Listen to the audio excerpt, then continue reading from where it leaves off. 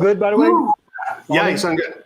Awesome. All right, and then we wait for the screen to say that we're actually freaking live. Oh, you know what? I need to get in the YouTube live thing. Yeah. We are there. Here we are. I've got some. All right, guys. Welcome, everyone. Welcome to Drinking Buddies, episode 15. This is Tequila Fiesta. And I'm hearing myself in the reverb here. I hate that. All right. Dave cannot join us tonight. Dave is feeling under the weather, everyone. So let's all wish Dave a speedy recovery. But I've got Coach Vino here with me, as always. And hopefully we're going to get some other guests somewhere along the line tonight. Yep. Looking forward to it. And I see we got Sean is already in here. Good evening. Hey, Sean, what's up, brother? Sean? What are you drinking tonight? Have you started drinking? Oh, and I know Iceman was going to try out the Siesta, which featured in my video from Wednesday. Yeah, I want to try. If you've done that already, let me know. My man, Iceman. I want to try that one out. I just need grapefruit juice. Yeah, that's the one ingredient that not everyone keeps on hand. I'm a fan of drinking orange juice in the morning. I like drinking grapefruit in the morning, so I do keep the Tropicana grapefruit. So I usually, it's not fresh squeezed, obviously, but I do keep that around. So I don't always have it, but I tend to reserve my sugar for my cocktails. Yeah, I don't have it every day. I prefer it over orange juice. Same in cocktails. Limoncello margarita, nice. Limoncello margarita, that sounds awesome. Hey, Iceman, I hope you're using Vino's limoncello recipe, my boy. Did he make it?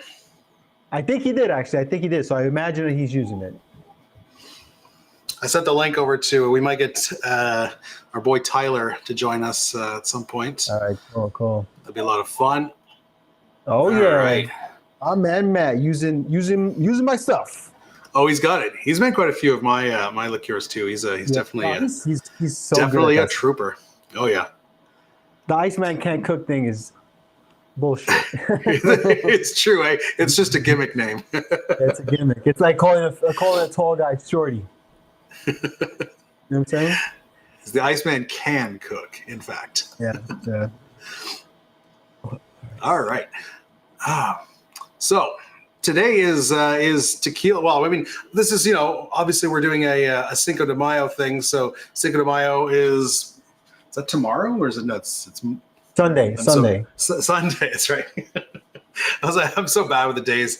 And yeah, so we figured let's do a tequila themed episode for Cinco de Mayo. So here we are. Both Vino and I both released videos this week making tequila cocktails, and yeah, a lot of good ones. Like that's 6 right there.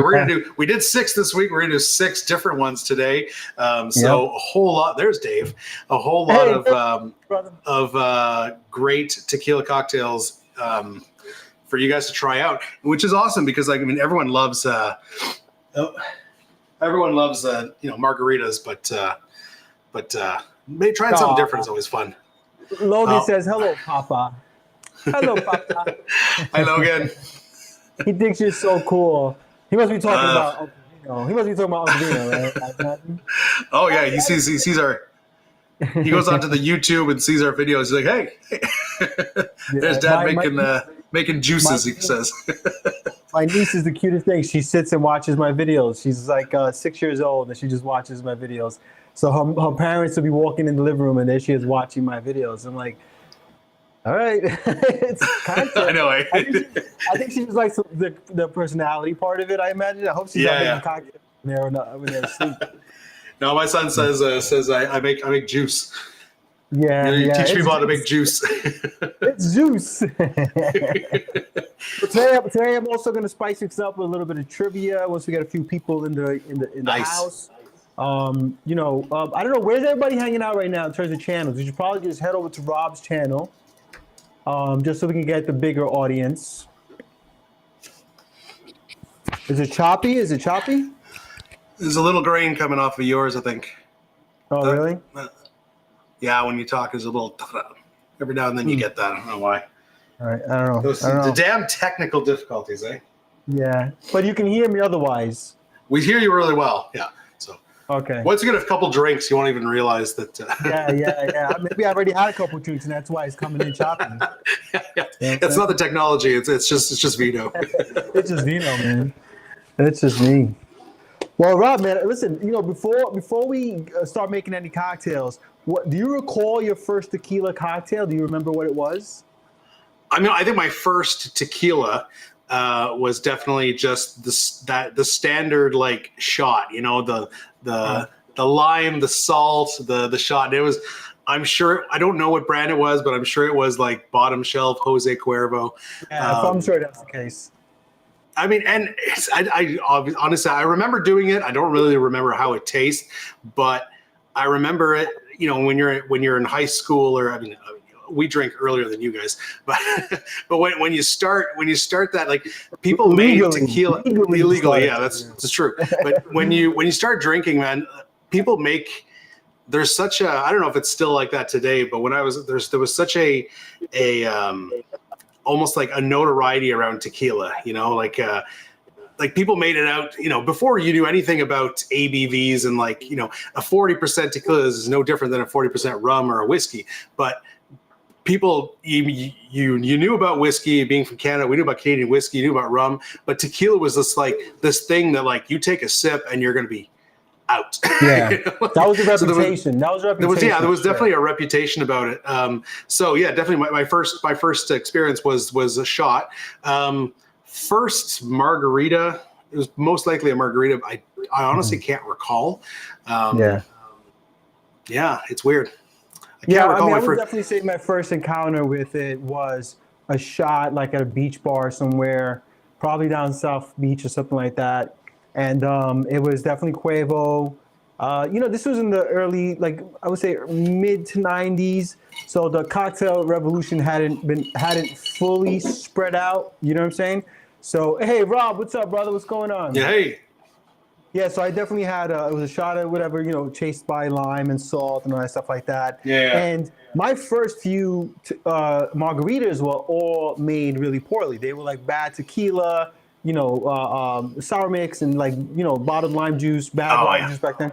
And overly sweet and stuff. And so I, for a long time, just didn't like margaritas. It took me a really long time to actually appreciate what they were. Even when I was in the industry, when I started in the industry, it was still, the cocktail revolution had just kind of started. And it was like some of the like PET and some of the bars that were out, but it wasn't a general rule to use fresh juice, to use quality ingredients. No. So even in my own shops, it was always like pretty crappy stuff. So it took me a long time to like tequila and to like margaritas. And it really got to the point where I started making them. Where it got and I think another thing that's interesting is, and I think the daiquiri suffers from this as well, that a lot of people think that a margarita automatically is a frozen margarita. So a lot of people that don't have that.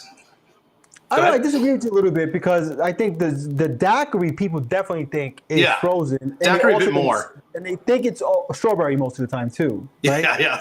But with the margarita, I mean, I would say people expect. I think margarita people expect the lime. They don't expect like a strawberry margarita. But I don't know. Around here, like you've got those margarita glasses, that like shaped one, and if most people in Canada, unless they know cocktails, but most people, when they're like, "Oh yeah, I'm gonna make a batch of margarita," they mean frozen margarita. Yeah, I think the unusual thing is serving the margarita up. That's unusual. That was unusual for a while, because everybody was either drinking it frozen or on the rocks.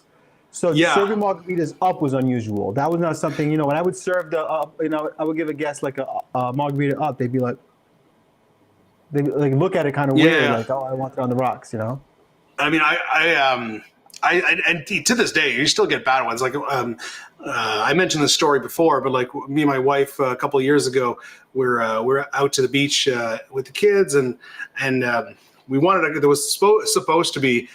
I told you there's supposed to be a cocktail bar on the beach, but it's been 2 years now. They still don't have a liquor license. But anyways, hopefully this summer, maybe. But so on our way back home, I was like, I want a damn cocktail. So we stopped at a pub.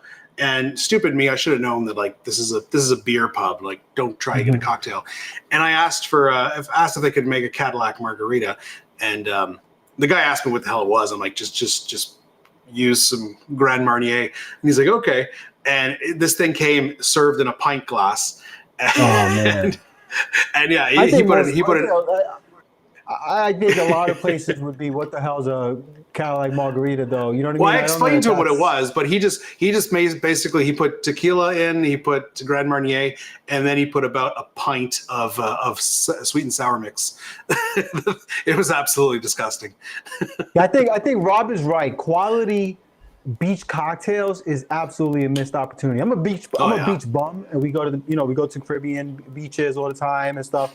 And the stuff you get at resorts or just a typical beach bar in New York in the States is just it's a sugary mess.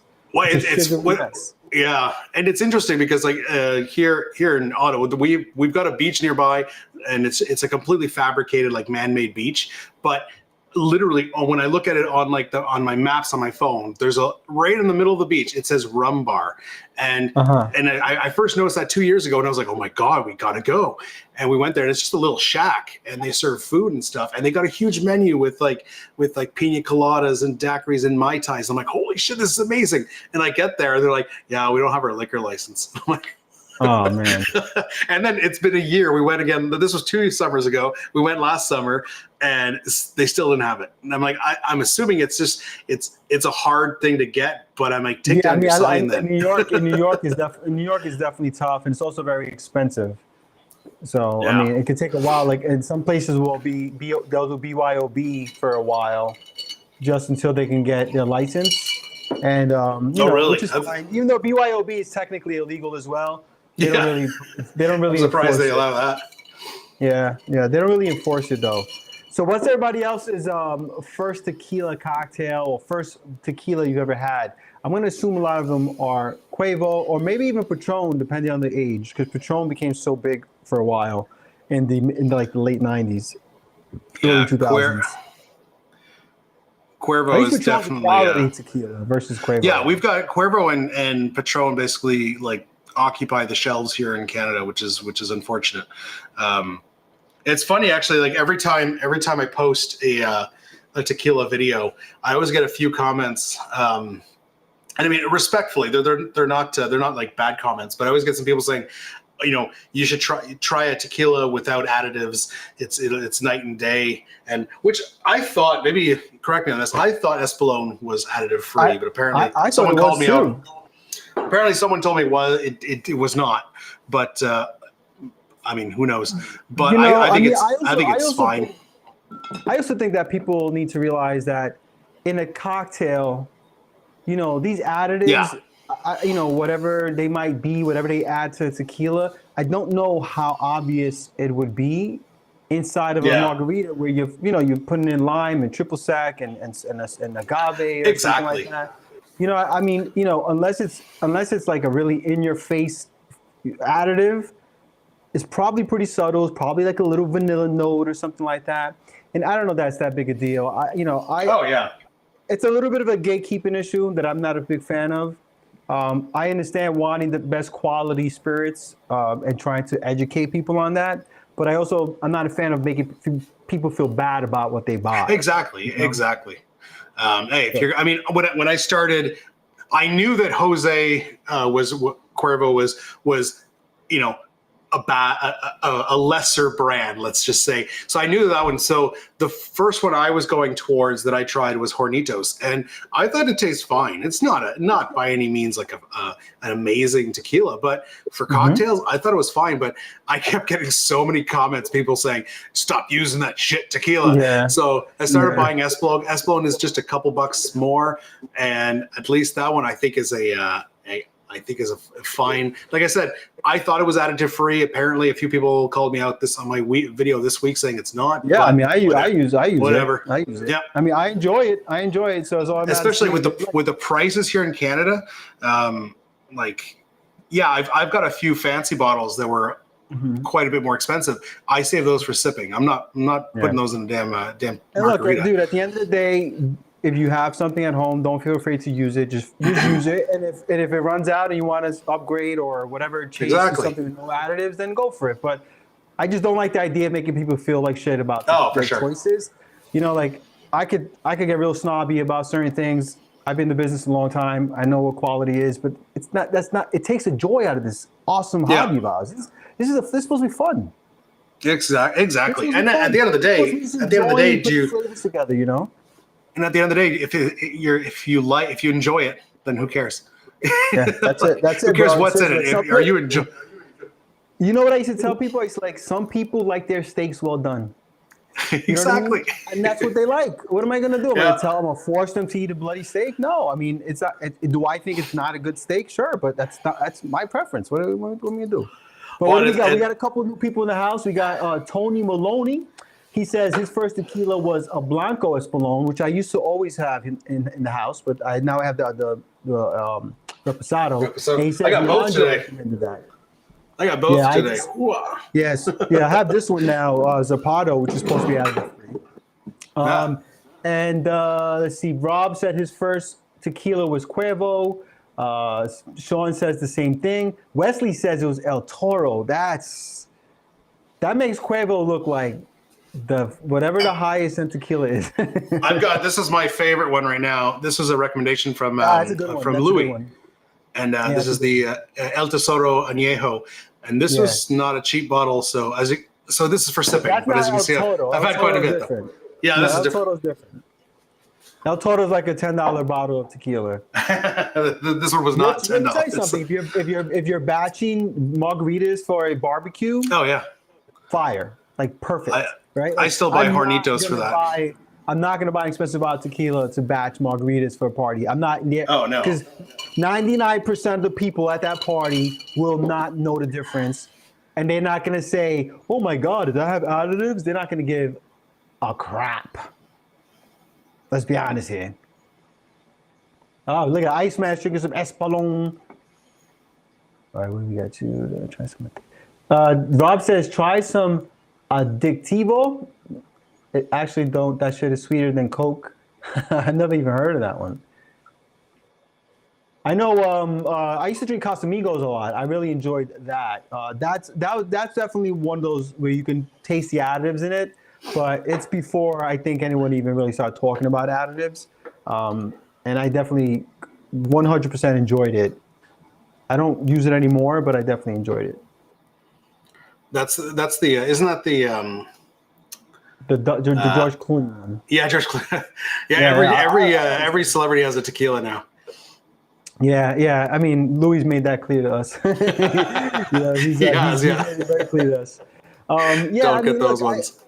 I do get the whole like celebrity issue because it's like taking money away from farmers and whatnot in Mexico that are doing this for cultural reasons and stuff. So that I can understand. But there's people buying it, right? So it's like hard to stop it. It's just a huge market, man. Casamigos is hugely popular brand. Definitely the one celebrity that I tried that I thought was very overrated was the Rocks at Terramana. It's not bad. It's just way overpriced because it's the Rocks tequila.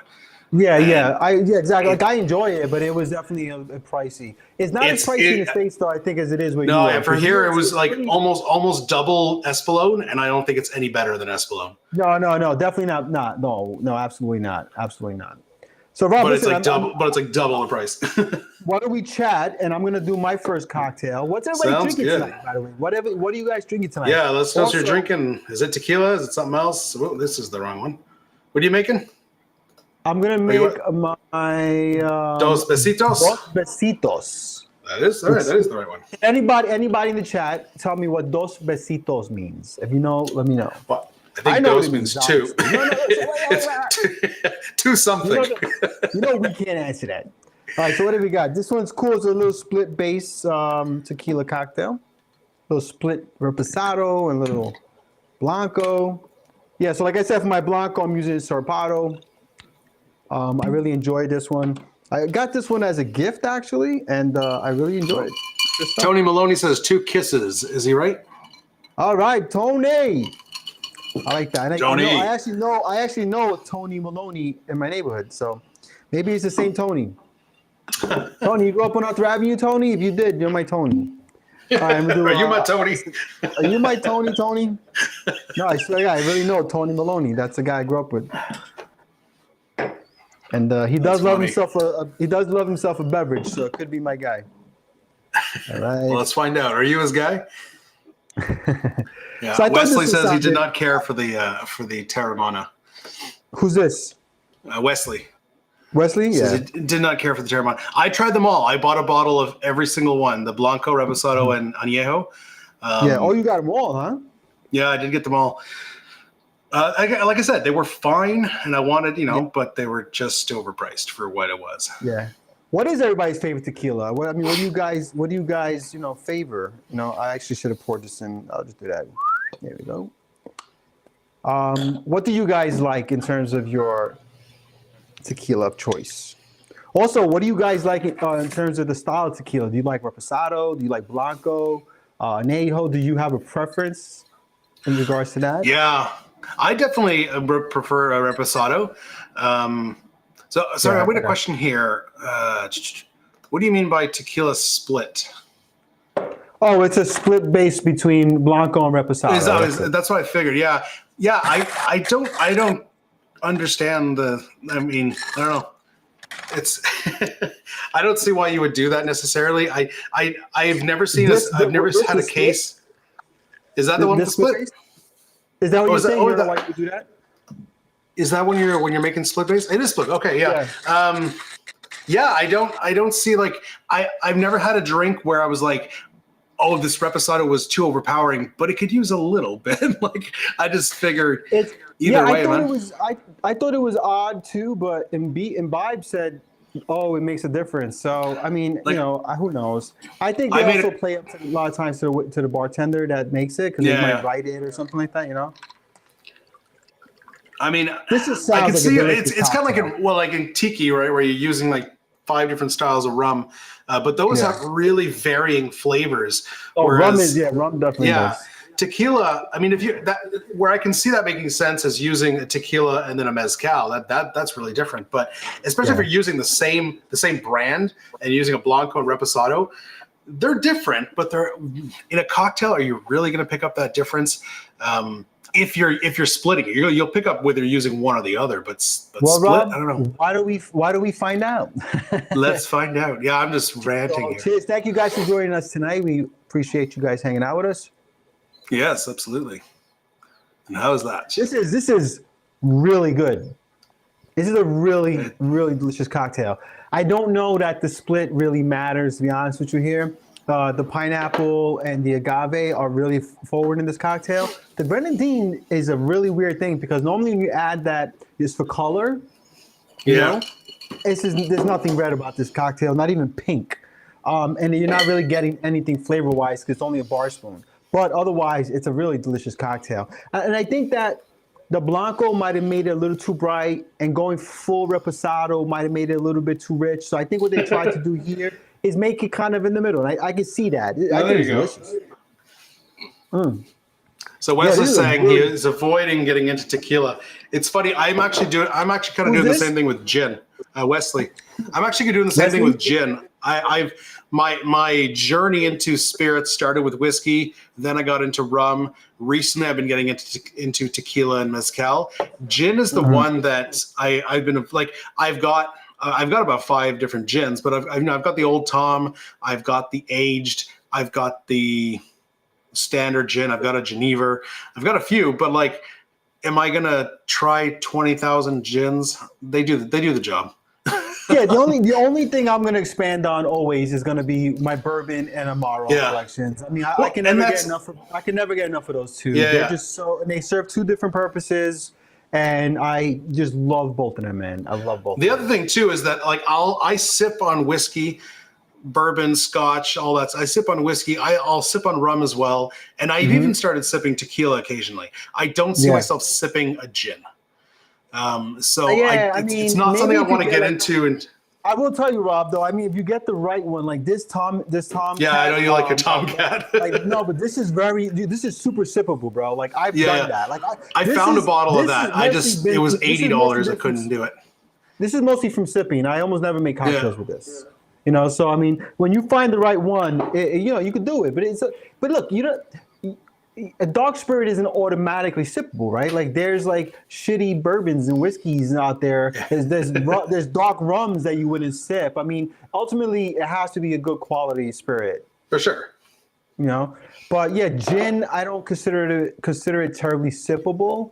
But I do like to take a swig of it on its own just to get all the aromas and aromatics, so I know what I'm working with when I'm making the cocktail. Yeah. Oh yeah. All right, I'm gonna get into mine. We're making the cinnamon barrel. Like Wesley said, some barrel aged gins, man. Matter of fact, I picked one up just recently over here. It's from Cooperstown, New York.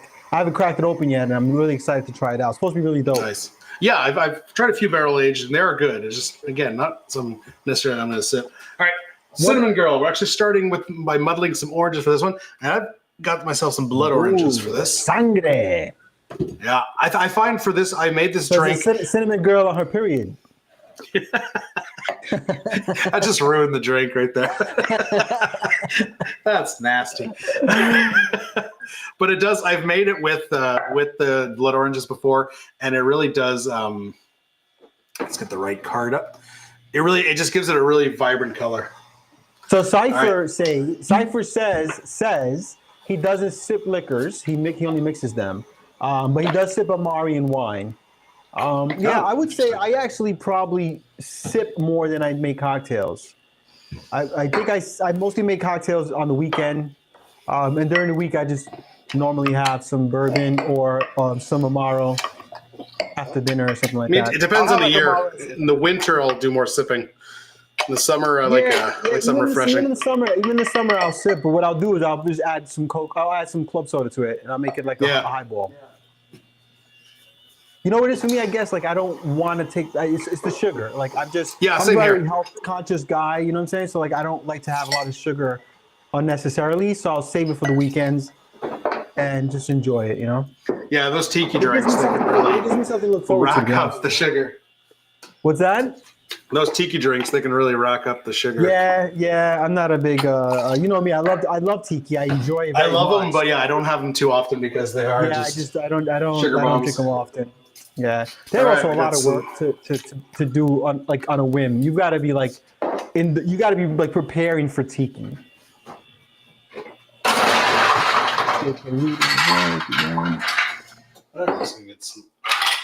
Yeah, so Wesley says G&T is his safe drink. Yeah, I agree. That's a safe drink at a bar. Rum and Coke, obviously. Cranberry vodka. Those two ingredient drinks are the safest bet for sure. All right, so the original recipe, so I did two things different. One, I use blood orange rather than regular orange. The other thing I'm doing is they added a 1/4 ounce. So it's got 2 ounces of tequila, but they had a 1/4 ounce of aged rum. I don't think that rum did anything. So what I'm going to do is I'm going to float some Smith & Cross on top. And I think that's actually going to aromatize it and give us something pretty funky. Nope. Huh. So my boy Tony Maloney, who I'm still not sure if he's from my neighborhood or not. he said he's actually been a contrarian and sipping on some gin. Yeah, there we go. Yeah, he says he actually a little lower down. He says he loves his white spirits. Yeah, I mean, hey, something for everyone. So there are definitely some people that enjoy. Yeah. All right. Yeah, one of my. I usually don't always garnish on these lives, but this one here does. Now, which is this again? What's the name of this? This is the Cinnamon Girl. So blood orange, tequila, cinnamon syrup. Oh, I didn't do the float. Go do the float. Oh, you already know what this one tastes like? That's why you said you need to add the float, right? Woof. Hello.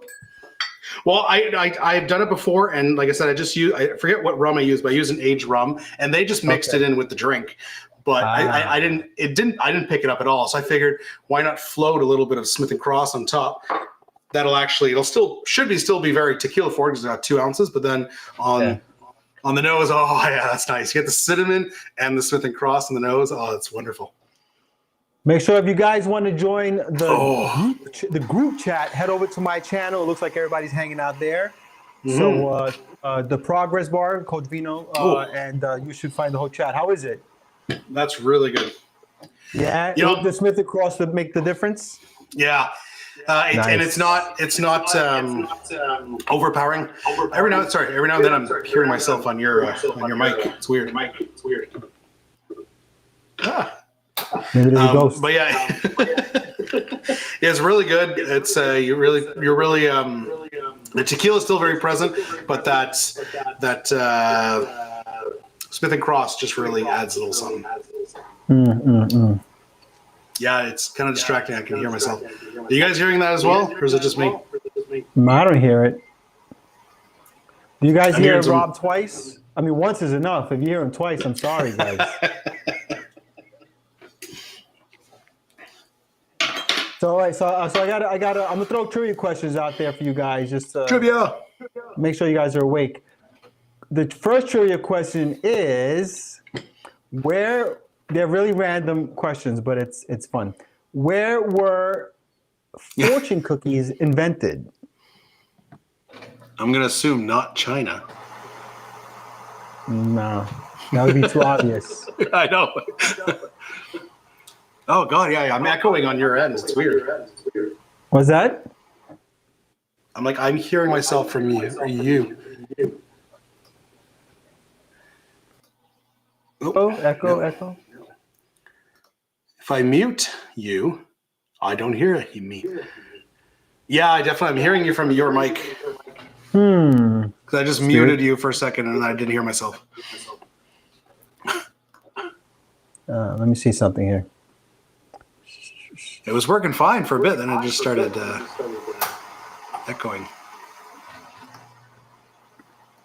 Yeah. All right. Now, do you still hear it?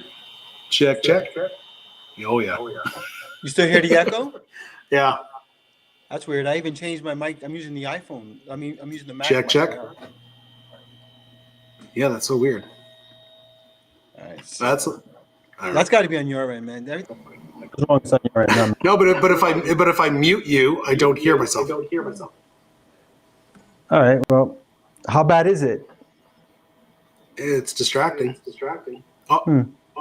It's like a double echo on me. All right, maybe is it? Hey guys, how bad is the echo? How bad is it? Let's Tyler's here. Amen. I've been in here for 2 seconds. Rob, your echo's pretty bad. Vino. So now I'm hearing Tyler too. So that's you, not us. Vino, I can't hear you, man. You can't hear me at all? No, I just can't hear you echo. Oh, yeah, that's good. Yeah, you sound. Yeah, but see, now if I mute Vino, then we don't get the echo. So it's coming off of Vino's feed. Yeah, you idiot. You said you heard Tyler echoing, right? Yeah, because I'm hearing him through your mic. So we're hearing your audio. You guys want to vote me off the island or what? What's going on? We're getting rid of. I don't see how this is a possibility. Well, it wasn't. That's weird. It wasn't. We did it before. All right. Why don't I come in and out real quick? No, because it screws me. It screws it up when I do that. And it cuts my video feed. Then the video's in 2 pieces. Oh yeah, that's right. The Don't do that. Yeah, I don't. Well, then stay in. Can you just stay in, but fix your cut your audio? Right, you guys, you know what? You guys catch up. I'm gonna try to see what I can do. All right. Well, while we're waiting, let's try to find out where fortune cookies come from.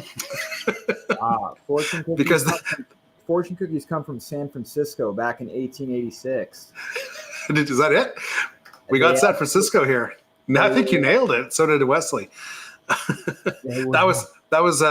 Wait, are they? I just said something random. I actually don't know if that's true. You might be right because that was Vino's trivia before the echo issue came. I know to be. they're American. I know they're super American. Yeah, I assumed they were. Well, he brought it up so as trivia. I assumed they're not Chinese because that would be too obvious. Yeah, fortune cookies just sounds like the racist things white people came up with to like, that's not Asian. Yeah. They are fun though. But Yeah, I love them. and it's just like I don't know. I'm a fan. It's just the right like amount of just sweet, crunchy, like flavorless cookie thing. My parents used to tell me that if I didn't eat the actual cookie, my fortune wouldn't come true. Fortune would come true. So I was That's just like, awesome. I'd smash the cookie and be like, oh, it's gonna come true.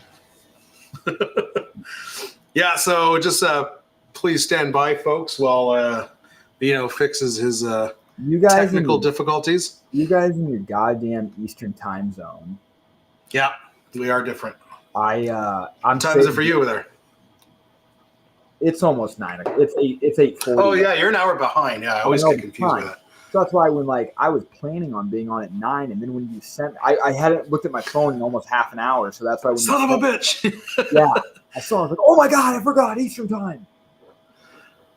All right, everyone, let us know what. I can't see the chat either. Is there a chat? Yeah, you should be able to. Are you on a laptop? Yeah. Yeah, you're in Restream. There should be an option for a chat, and you should be able to see the chat. Oh, he just dropped off. And Vino's anything? Hey, how's it going? Yeah, I don't hear myself. That's good. You good? I don't hear myself, so that's all right, good. So there we go. I think we got success. Hooray! Hey, the doc is in the house. The doc is in the house. Central Time represent. So is San Francisco the right answer, Vino? To the fortune San cookie. Francisco is the right answer. Wow, you. So Tyler blurted out the answer, seemingly as though he knew what he was talking about, but apparently it was completely random. And he said San Francisco. Really? Damn, boy. Does it say when? Now here's the kicker. Does it say when? Oh no, that it does not say. What did you say though? I said 1886. Oh my god, that seems too old. Now I got to look this up. When was the fortune cookie invented? Yeah, that seems a bit. Where'd he go? Who? He's still here. Wait, what year did you say? 1886. You got to be kidding me. No, it's not. No. No, it's not. It's not. That would have been pretty crazy, though. It's 1914, but that was pretty. I can just see like friggin' cowboys like open up fortune cookies. Okay, 19. You said 1914 though. I'm like 1914 isn't too far off, man. It's not bad. That is not bad. That's within a lifetime. Rocking the Vader shirt. Doc likes my Vader shirt. Hell yeah, Doc. All right. So Tyler, what you drinking tonight? What you got? Where's David? David is sick. Not feeling well today. He called in sick. He's got the Canadian flu. Yeah. Which is similar to the American flu, but just like more maple They syrup. They say with better manners. Better manners. He apologizes every time he sees it. Every time just sorry. Sorry. Is today like the Star Wars thing? Like the May of the 5th? What's it called? May of the 4th? That's tomorrow, May the 4th. Tomorrow's May the 4th be with you. All right. That's why I don't have a Star Wars shirt, Doc. May the 4th. Sorry, maybe I'll pick it one up makes tomorrow. it sound like I'm wearing Batman. All right, so why don't I it's close enough, I guess. We're gonna do some Star Wars trivia. Let's see. All right. I think most people here are probably Star Wars fans. Does anyone find it weird that Luke and Leia like made out in the third movie and like they just don't talk about it, and then they're like, "Oh, they were brothers and sisters," and it's like, "Yeah, but they made out. Like, why are we not talking?" Andrew in the house. That's Star Wars gossip. Yeah. Hey, Andrew's in the house. Andrew. Hey yo. This took a turn make into. Make sure if you're not subscribed to Angry Cocktails or to Never Empty Bottle, Never Empty Bottle. Maybe I'm trying to Progress Bar. Make sure you subscribe to my comeback. Make your comeback. I'm getting ready. We want more videos. Yep. Yeah, if you guys are unfamiliar with Tyler's channel, definitely go check out Never Empty Bottle. He stopped making videos a little while back, but he had some killer videos before that for sure. Yeah, he's got some of the best intros in the biz. Absolutely. That was 90% of my videos was trying to figure out the intro. The other like bullshit was making the cocktail was secondary to the intro. I had the cocktail and like everything made, and my wife is like, "Why are you shooting this?" It's like, I don't know what I'm gonna do. And then like, I'd be like, you know what? I'm gonna jump off the top of my chair and pretend I'm like Hoganing. You set such a precedent for yourself with that shit, though. That's what that was happened the there. problem. Is that like, it got to be so much my thing that I couldn't get out of it. Yeah, I enjoyed it though. Honestly, it is my favorite part of it. Well, it's like Vino in his 60-second. That was your original shtick. Was can you make it in 60 seconds? And then at one point you're just like, the hell with that. Yes, I can do it. So I'm good. I mean, the problem is it got too easy for you. You just started doing it in like 34 seconds. It's like yeah, exactly. And then like also like it didn't allow me to like make and talk and drink, like talk and build. You know what I mean? Like doing that. That's how I bartend. Like so I don't know the spinning. Hey, look who's in the house. Tim, we got Tim. Timothy. Also, everyone was mispronouncing your name. Who? The first. Guys, I have some Star Wars trivia. Let's get some Star Wars trivia. Let's do it. Let's do this trivia. All right, ready? For you Star Wars fans out there, what planet is Obi-Wan Kenobi from? Did they even mention that ever? Is there a buzzer? No, just go for it. Anybody can go for it. Tatooine. Nope. No, he's not from there. Doc knows. Do they even ever mention where he's from? I imagine because it's Obi-Wan Kenobi?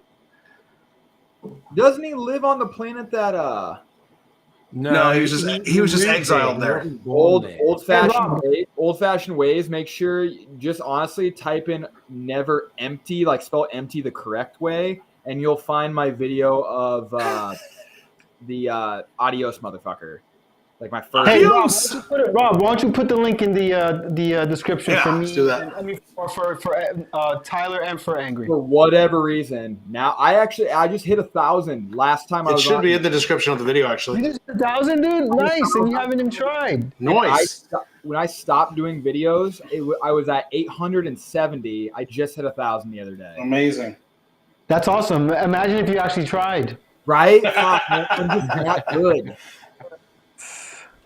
No, I mean like if you try, like you actually recorded videos, not if you tried making good videos. Well, yeah. No, I mean I totally misinterpreted that one. So if you go to the description, maybe on Vino's channel, but if you go on my channel on this live in the description, I've already put the links for Tyler's channel and for Andrew's channel. Tim, it's good to have you back, buddy. Tim's another one who he just started making videos because we originally offered that Christmas martini challenge. I remember Tim's a diehard man, and he's at like 1,000 subs now, isn't he? At least close to, or is he? He's not from Alderaan. Maybe 980 something. He's really either from, I would say, Coruscant or some planet I'm actually not familiar with. No, all right, so here's the answer. Nobody got it, right? Is he from New Jersey? No. He's not from Vulcan. He's from I don't know the place, but it's called Stujan. That's some deep lore bullshit. Never mentioned in any. It's in one of those books that aren't even canon. Crazy, Andrew. I know you're angry cocktails, but I didn't. Stujan, I'm a diehard fan. I know a lot of the lore, and I've never even heard of that. Really? Yeah, all right. Go on, give us some proper trivia there, if you know. How about this? Right? Look, here's one. Here's one that you'll never get, but I think it's fun to think about. It says, how many estimated deaths are there in the original trilogy? I've heard this one before. I mean, you have to count all the stormtroopers. But well, not only that, but do you count the planet that he blew up? Alderaan, that's right. Yeah, that's an entire planet. There's got to be at least 5 to 7 billion. All right, if you compare it to her. Well, the number that it shows, I have to imagine that includes a planet. Yeah, so 7 billion, 8 billion. Yeah, I'm gonna say 7 billion citizens of Alderaan and 20 stormtroopers. Dude, I don't think there's 7 billion people on Earth, so I'm pretty sure some random planet. Okay, so 2 billion. I'm It gonna say 3. Well, the whole Death Star. That's true. Yeah, the whole Death Star. A lot of like just random like workers on there. Like they had probably accountants and shit. All right, so I'm going to tell you the number, and then you guys figure out where the deaths came from because I don't know. It says over 2 million. It's got to be more than that. This week estimate. Yeah, that's got to be Alderaan alone at least 1 billion. I mean, but aren't these planets kind of like desolate? Like there's like a little patch of people here, and then possibly. But I think Alderaan was quite Earth-like. Futuristic. There's probably a lot less people, so I wouldn't say 3 billion or 2 billion, but maybe one. What's your estimate? I mean, a space station the size of a moon. How many people are just wandering around on that? Yeah, the Death Star alone probably had like 2 million people on it, just like accountants and shit and like workers.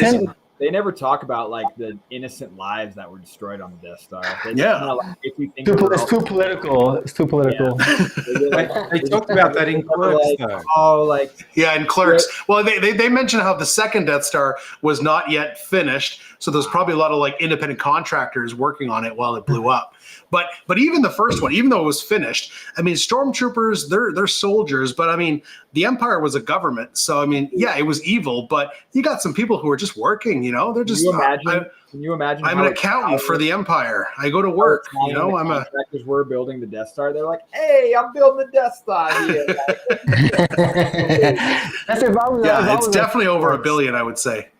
All right, so here's another one. Here's another one. You guys, we'll get to do this and we'll make another cocktail. Ready? What was Han Solo frozen in? Carbonite. Carbonite. At least that's a. We're not supposed to answer. Andrew, we're not supposed to answer. It's for the audience. Vino said anyone. That doesn't mean he's wrong. Yes, you can. You might not be able to be wrong. He was but frozen. I feel like this is one any Star Wars fan would probably know. Well, they should know carbonite. Yeah. Carbonite. Yep. Yeah. I didn't. It wasn't adamantium. No. All right. So then, how about because that was too easy. I'll give you a tougher one to end this part of the trivia with. This part of the trivia. Yeah. Who was Boba Fett's father? Oh, I know. Yeah. Son of a bitch. There was a TV show about it. Yeah, that was a great show. It was Aquaman from Once for Warriors. Actually, it was Aquaman's father. Tamara Morrison. Yeah. Tamara Morrison. The actor? The actor is Tamara Morrison. Oh, wait, Michael Jackson. My man Sean Brand got it. We got some. Wesley got it. Yeah, Wesley also got it. Rob, that's his favorite cheese, Rob, not his dad. That might Boba Fetta.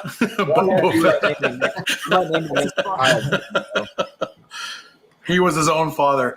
Well, technically, yeah, he was his own father because he's a clone. He's a clone. All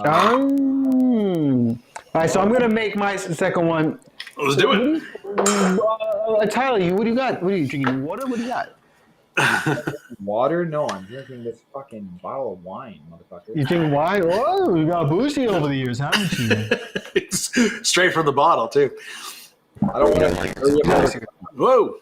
I'm gonna do Gilda. Gilda. What's a Gilda? What is a Gilda? There we go. Gilda's a woman's name. What is this? Is this the first cocktail you guys did? A cinnamon girl? No, that's what I just finished. I just finished it. Whoa! It's really good. Low ABV. I forgot to go out and get my tequila, so you have no tequila? No. You are tequila-less? I'm tequila-less. I might have to just boot you from the booze you had when you were living here before. What happened to what? What happened to the booze when you were living here before? What happened to that booze? When you were the stuff you used to film before? I assume you drank it all. I drank it. Oh, okay, all right. It didn't go to waste. That's good. No, I mean, obviously, once we had our child, it just like I didn't have time to like just constantly like be drinking. So I just was like, like here and there, and then also one day I was like, I don't have any more alcohol left. Celery bitters. Celery bitters. What? Yeah, Tim's asking if anyone has celery bitters. What you want them for? Tim? I got some. I got Peter Patricia's celery bitters. Celery bitters, amazing for Bloody Marys or Bloody Bowls. And for martinis. Martinis. Yep. Anywhere where a little savoriness will add something. Cinnamon syrup is so good, man. Like I just got a little bit on my thing there. What God, Vino, did you make that yourself? When it goes down, it's so good. It's so good. When it hits your lips, it's so good. What ratio do you do there, Vino? I always do 2-to-1 syrups. I always do rich syrup. Yeah. Well, okay. Wait a second. Oh yeah, that's celery. It's got. There's so much more to it. Did you do the cinnamon spice or did you do an actual cinnamon No, I use a cinnamon stick and then I put an extra one in the bottle afterwards. This is like celery on. I've never actually like given a whiff. Hey Rob, but it's like celery on steroids. Like there's so much more going on. Somebody knew Rob. What were you saying? So if you're doing a cinnamon stick, how do you do a 2-to-1 ratio with your cinnamon syrup then? Well, because you simmer the cinnamon stick inside the syrup. Oh, okay. The 2-to-1 is your sugar water. The cinnamon I understand that portion. I'm just curious as far as like how many cinnamon sticks do you use? How many? I put a lot. I put like 6. Really? Oh wow! I'm just curious. Everyone's fucking Rob. I'm gonna fucking piss. I made a video recently. I made a video making 12 different cocktail syrups. So check that guy out. How many cinnamon sticks do you guys use when you simmer your cinnamon syrup? Rob uses like 6. That's overkill. If you don't have this, what are you even doing? What are you smuggling those things in from Mexico? Did you rob a cinnamon train? I'm not gonna answer that question. Rob's a cinnamon mule. Rob, where do you hide the cinnamon when you come over the border? Cinnamon mule. I like to think that there's an entire train that just transports cinnamon, and Rob is just like he's a bandit that just like sits on his horse, and he just walks. Why do you think I have a cinnamon girl?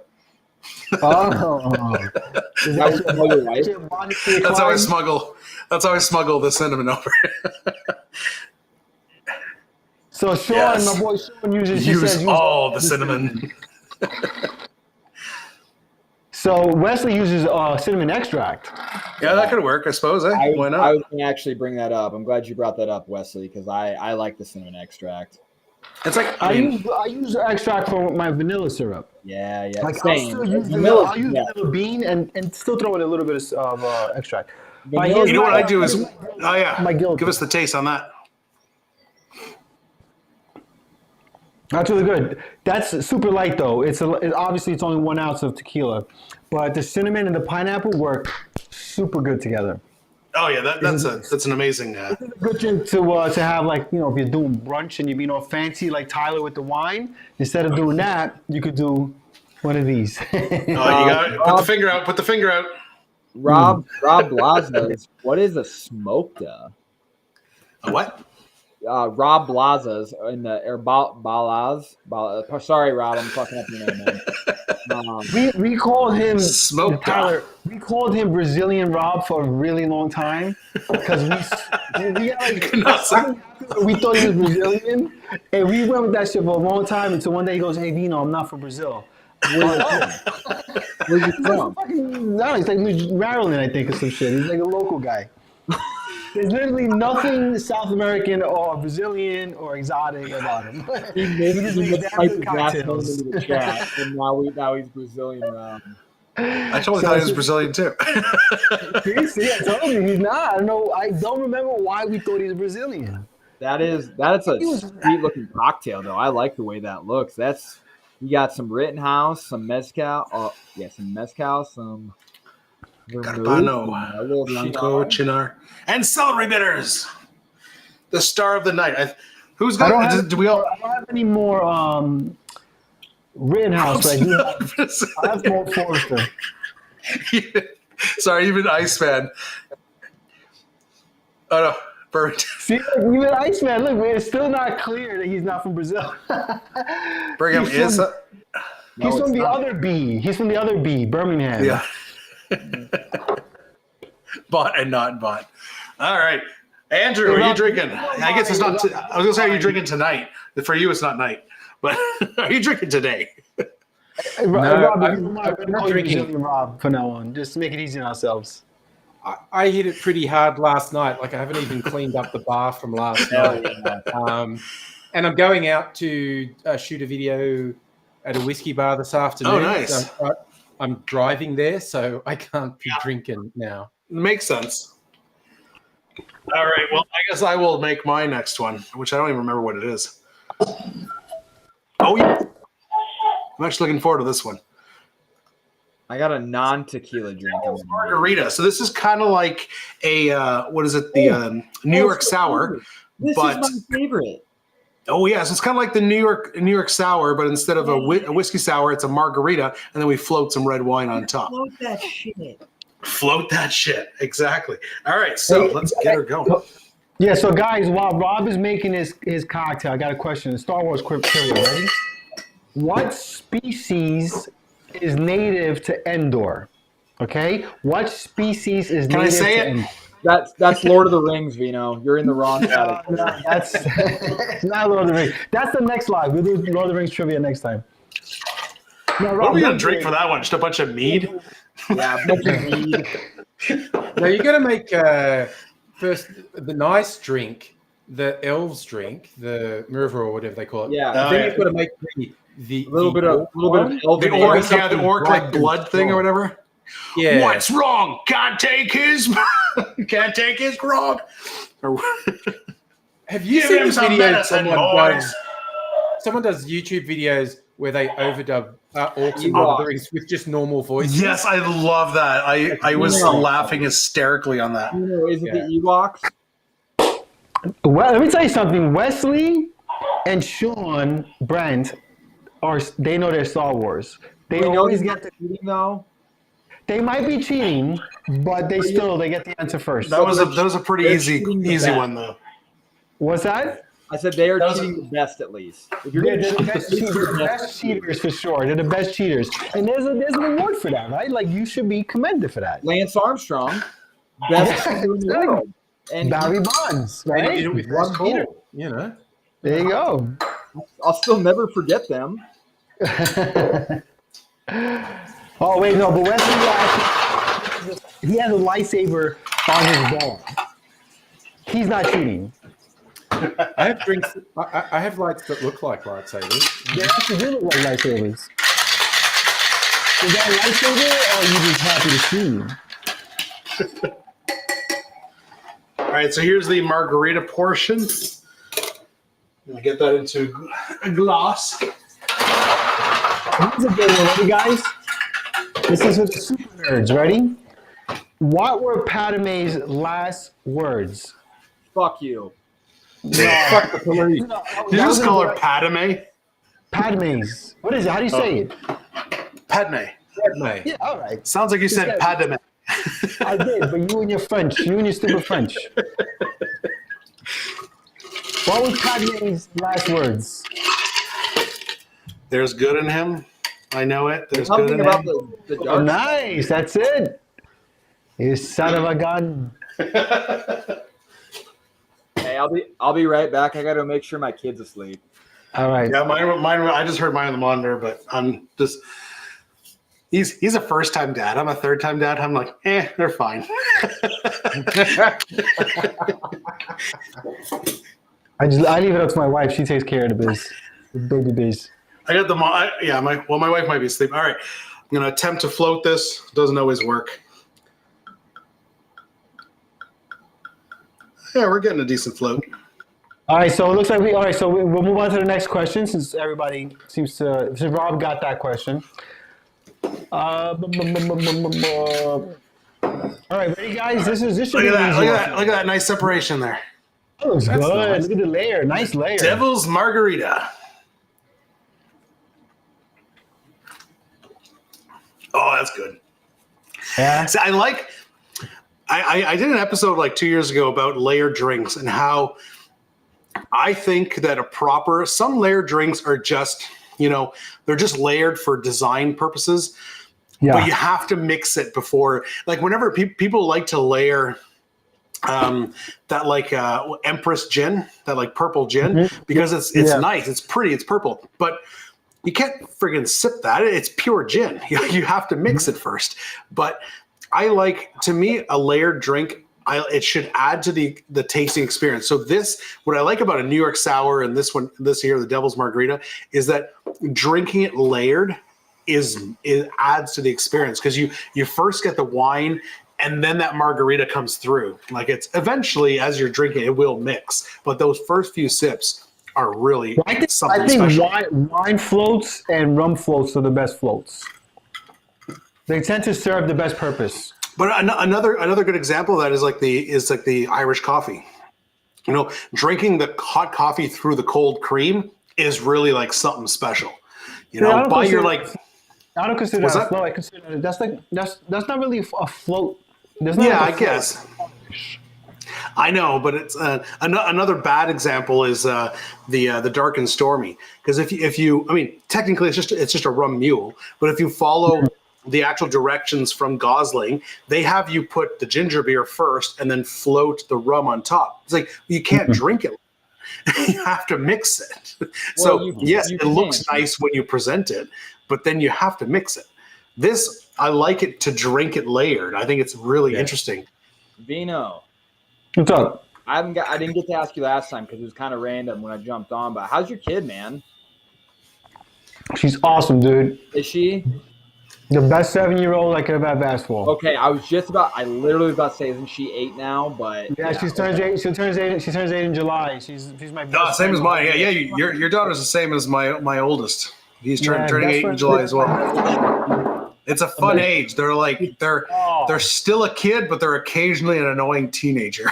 we hang out, man. Like, we chill. Yeah. Like, we just we'll she have your together. We read together. We'll play games. Personality. Oh, she's me. In every capacity. So then, does she annoy you? Then is that what you're saying? That too. Oh, yes. Too. Yeah, we got to talk about floats. The floats are great. I just did on the Cinnamon Girl. I did a float of Smith and Cross, and that's really nice because it didn't overpower the tequila, but it added that nice kind of rum funk to it. A little bit of. That's right. A really unusual float. I went out to this place, and their version of a grasshopper, the cream element was like whipped and vanilla infused and floated on the top, and you'd like drink the drink through the cream. I thought a grasshopper kind of sucks as a drink, but it was so good the way they did it. Interesting. We're drinking the drink through the cream. It was friggin' awesome. You guys, and that's what I mean. I feel. Rob, can you highlight Brazilian Rob's comment? Very important question. Take a straw on the string from the bottom, and then sip from the.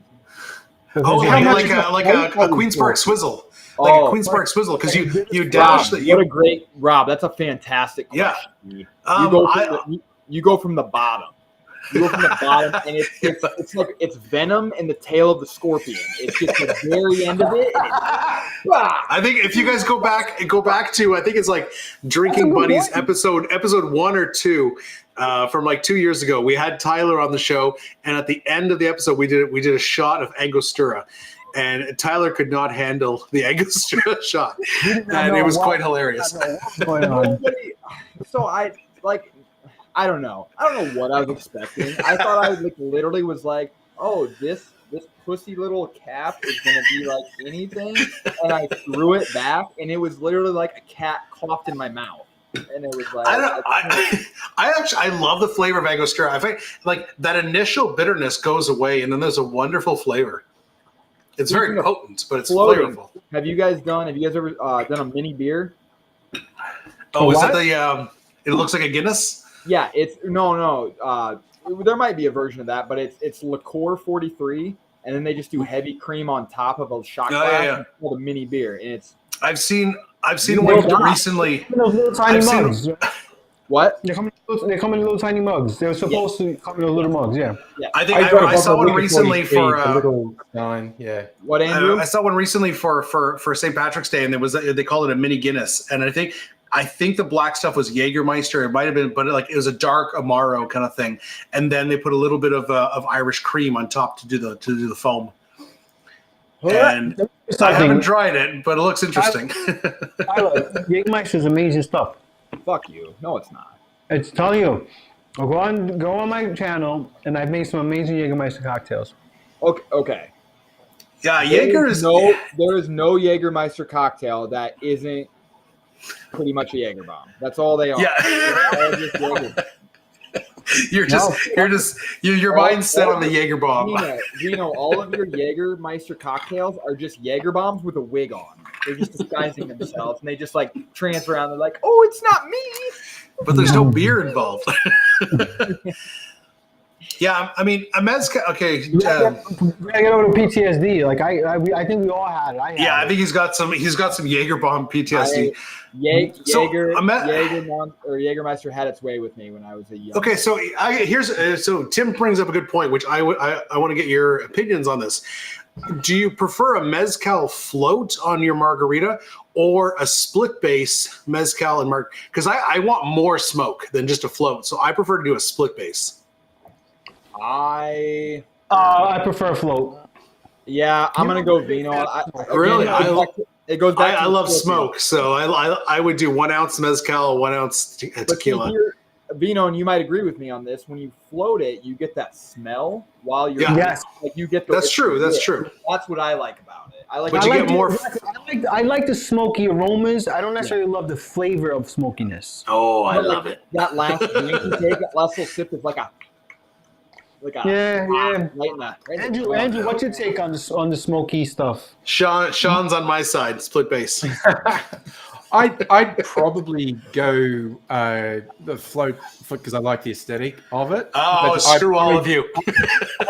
I'm with Rob though on I really like smoky. Like one of my favorite drinks this year that I found is basically an agave martini, 1.5 shots tequila, half shot mezcal, dry vermouth. That sounds good. Oh my god, it's so good. It blew me. Actually, I mean, I made I forget. I remember like years ago I did a 6 martini like roundup. I did different white spirits. I remember that. And Rob, I remember the one. You have a drinking problem, man. You don't have to keep telling people that you were making videos. You can just tell us you're an alcoholic. But I remember I think the worst one was the cachaça. But I did one of them was pure mezcal, and I think that was one of my favorites. So wow. Yeah, I totally get that. And that's all I did was I did 2 ounces of whatever white spirit. And then 1 ounce of vermouth, and then like a couple of orange bitters, I think. And I think I did a vodka, gin, which are the standard martinis. Then I did rum, mezcal, cachaça, and I think I did a white whiskey as well. There were 6. White. So white whiskey. Brazilian Rob agrees with the float. Gold rush. White whiskey. Those Brazilians know their stuff, man. I'm telling you, those Brazilians know their stuff. A lot. It's funny. This is a Canadian whiskey. A lot of people think this is moonshine. It's not, because moonshine is unaged whiskey. This is aged, but then it's charcoal filtered to remove color. Interesting. It also removes. It's not. But I will say it's interesting. It's not great because that charcoal filter does remove a lot of flavor as well. Yeah. White dog. This white dog from Buffalo. Brazilian Rob, what is a Jägerita, man? Vino made it today in his video. Did he? It's in my video from today. It's a Jaeger. Basically a margarita. Get over that PTSD. Replace the tequila with Jägermeister. Okay, that's it though. Like do you keep everything else? You keep everything else. Go check out his video. It's pretty much that. What do you think of it, Vino? I thought it was delicious. I don't believe you. Yeah, I'm telling you. And so you do it over the rocks, but apparently it's really good if you blend it and make it into like a. I was gonna say that was my next question. Are you a over the rocks or a blended kind of guy? Margaritas? Yes. I'm Rocks. up. I like them He's up. up. Yeah, he serves it up. Sorry, I like say it on one the more time. rocks. I don't blend. I like them up. Up. Oh, okay. Okay, Up. you cut out. Sorry, that's why I asked. Yeah. What about you, Rob? I margaritas on the rocks. I don't Andrew? blend. Andrew? Sorry, what was the question? On the rocks or blended for margaritas? Oh, I don't have Or a blender. up. Too much Or walking up. around. Andrew, what happened there? Were you daydreaming about kangaroos or something? Up is my default for a margarita. Really? Up. Okay. So Yeah. So we got 2 ups here. Everyone in the chat, let us know. Rocks are up or frozen. If I'm going like a flavored margarita, so like if I go to a restaurant, it's like a raspberry or something like that. Like to me, it's got to be blended. But like if I'm making them, like, it's got to be on the rocks. Well, like, yeah. I think a flavor like I went to, when I was in Disney, I got this like it was a funny story. I probably told it in one of these lives before. Went to Disney and you're like, serve me up a margarita, bitch. No, it was funny because it was we were on the resort. Me and my wife are at the resort. We go to the pool, and we go to the hot tub, and it was a big hot tub, and there was like 5 other couples in the hot tub, and the guys are like each got like a. Hell yeah. And the guys each got like a beer or something. Anyways, but I had noticed earlier when we passed by the bar that they were doing this 3-colored frozen margarita. So there was it was raspberry, lime, standard lime, and then mango. So you had like orange, green, and red. And they serve it in a slushy kind of thing. And it's like 3 colors. So anyway, so we're in the hot tub, and anyways, we're just chilling in the hot tub. Then I'm like, you know what? I'm going to get myself one of those 3-colored margaritas. And then so I go and I get it, come back, and me and my wife are just sharing it. And then within 5 minutes of me showing up with that drink, at least 5 other guys got up and they went to get one.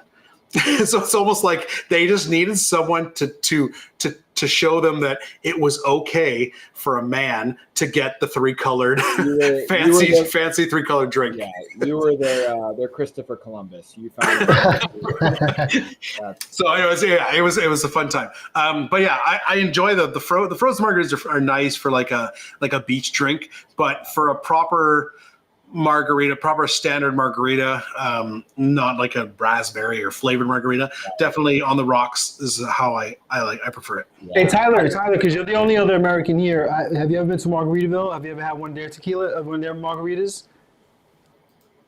Yeah. Yeah, I'll be right back. I'm gonna show you what they serve and I'll be back. Yeah, okay. Rob, poutine. This stuff is so good. Irish moonshine. Yeah, this is technically Canadian, but so it's not Irish, but it's from OM Craft Spirits here in Ottawa, but they're a bunch of Irish-born folk, and they make a lot of craft spirits in the Irish tradition. So, Andrew, I think they're allowed to call it poutine. What time is it right now, Andrew?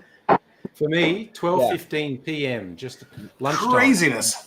So the Margaritaville margaritas are as big as the damn bottle of margarita. I was talking about the shitty margarita I got at the pub last year. That's what it was. It was served in a pint glass because it was basically. They actually make a decent margarita. They make it proper. Yeah, this place was shit because this place was literally 2 ounces of tequila and then like a pint of sour mix. It's fucking gross. My wife and I went to the River Walk in San Antonio a few years back, and we went into this establishment, and they were like, "Oh, do you want to try our famous margarita?" And we were like, "Of course we do." And they're like, "What size?" And I was like, "What's the biggest you got?" And they were like, "It's 160 ounces." Jesus Christ! No. I did not hear it right, and all I said was, "Bring that bitch." And it was a bucket, literally on a stem. And then they were like, I was literally like this the whole fucking night. Just like, I love that you actually had like a prop to show the size. It's me, baby. You know I'm ready. Man, that is prop work, dude. That's funny. I gotta get ready. I gotta get back into the. Speaking of, okay, Tyler, do you have any Jaeger on hand? Tyler. What's that? Do you have any Jaeger on hand? You're getting the rust off right here. This is what the that's lives all are. I'm doing, baby. I'm just getting ready. I'm making my comeback. I'm ready. So, do you have any Jaeger? No, so dude, this has been my cocktail of like absolute choice. This is a Gold Rush. And the Gold Rush is fantastic. I have just been slamming Gold Rush like it's nobody's. I was gonna say, in spirit of getting over your PTSD, we should at the end of the show we should do a shot. But you don't have it, so it's too bad. Yeah.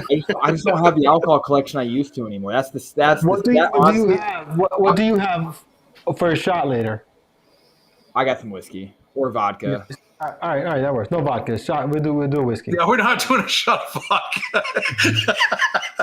What are we, an alcoholic Russian? What the heck?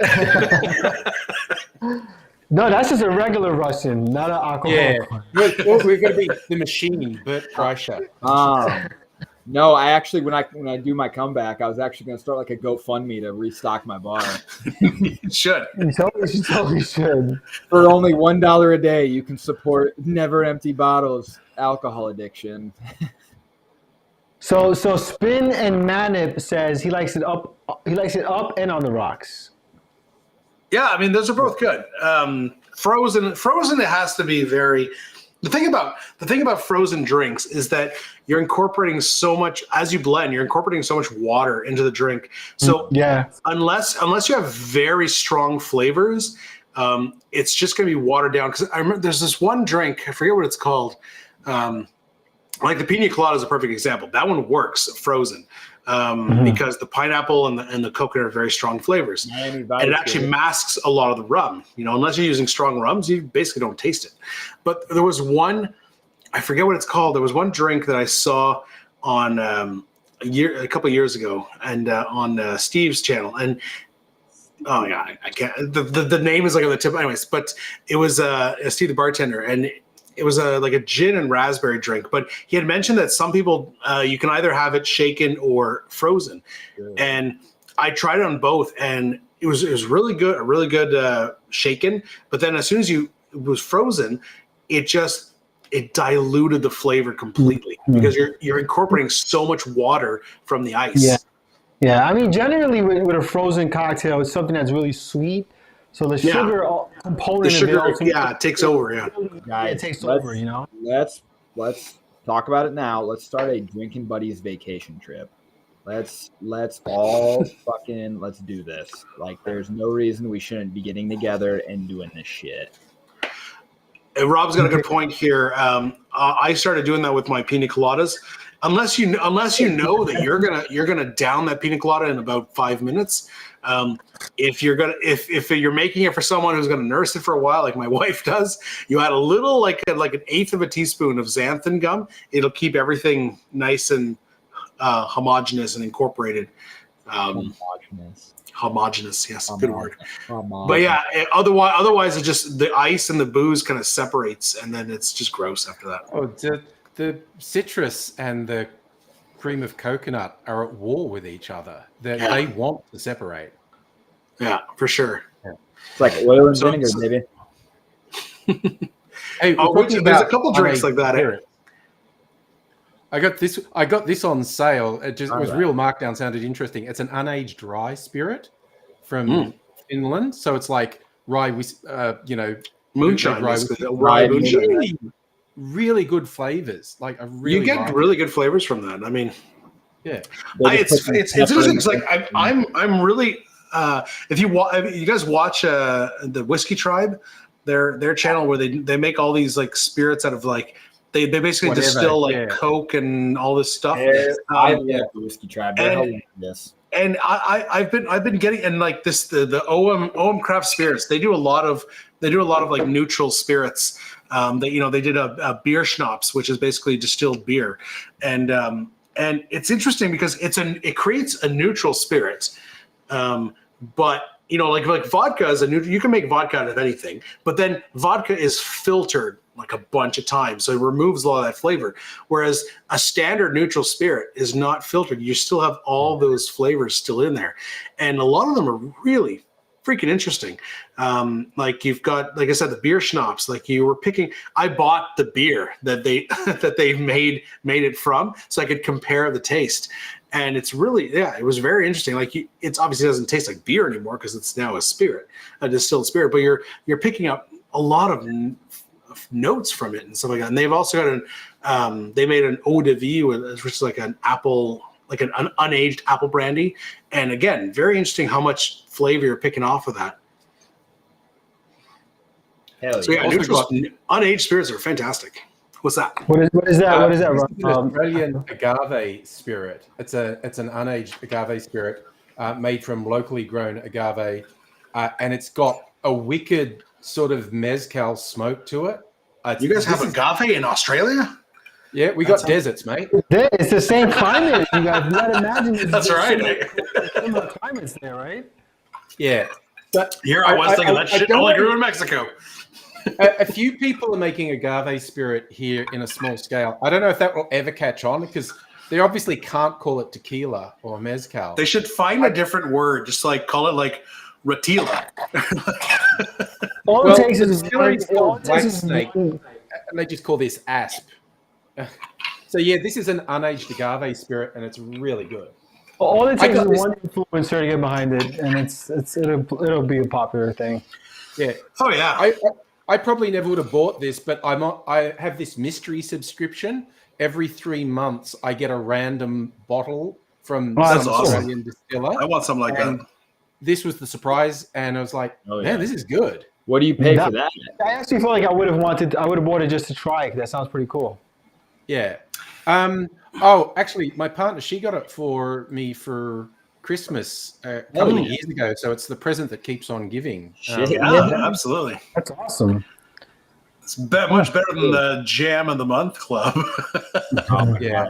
Dude, we used to do the wine club, and it got to be like 6 bottles of wine every month of shit we didn't drink, and it was like we had 6 bottles. That's a lot of wine, and it's got to be something you like too. Well, that was the problem is that you take a test right away, and it's like this based on what you answered, this is what your palate would be, and then it never was it, and then it's like, well, these bottles are fucking used. We've had like 30 bottles of wine just for like we'd like, give them away to people when they came over to our house. Like, oh, thank you for stopping. Here's a bottle. Like, take it with you.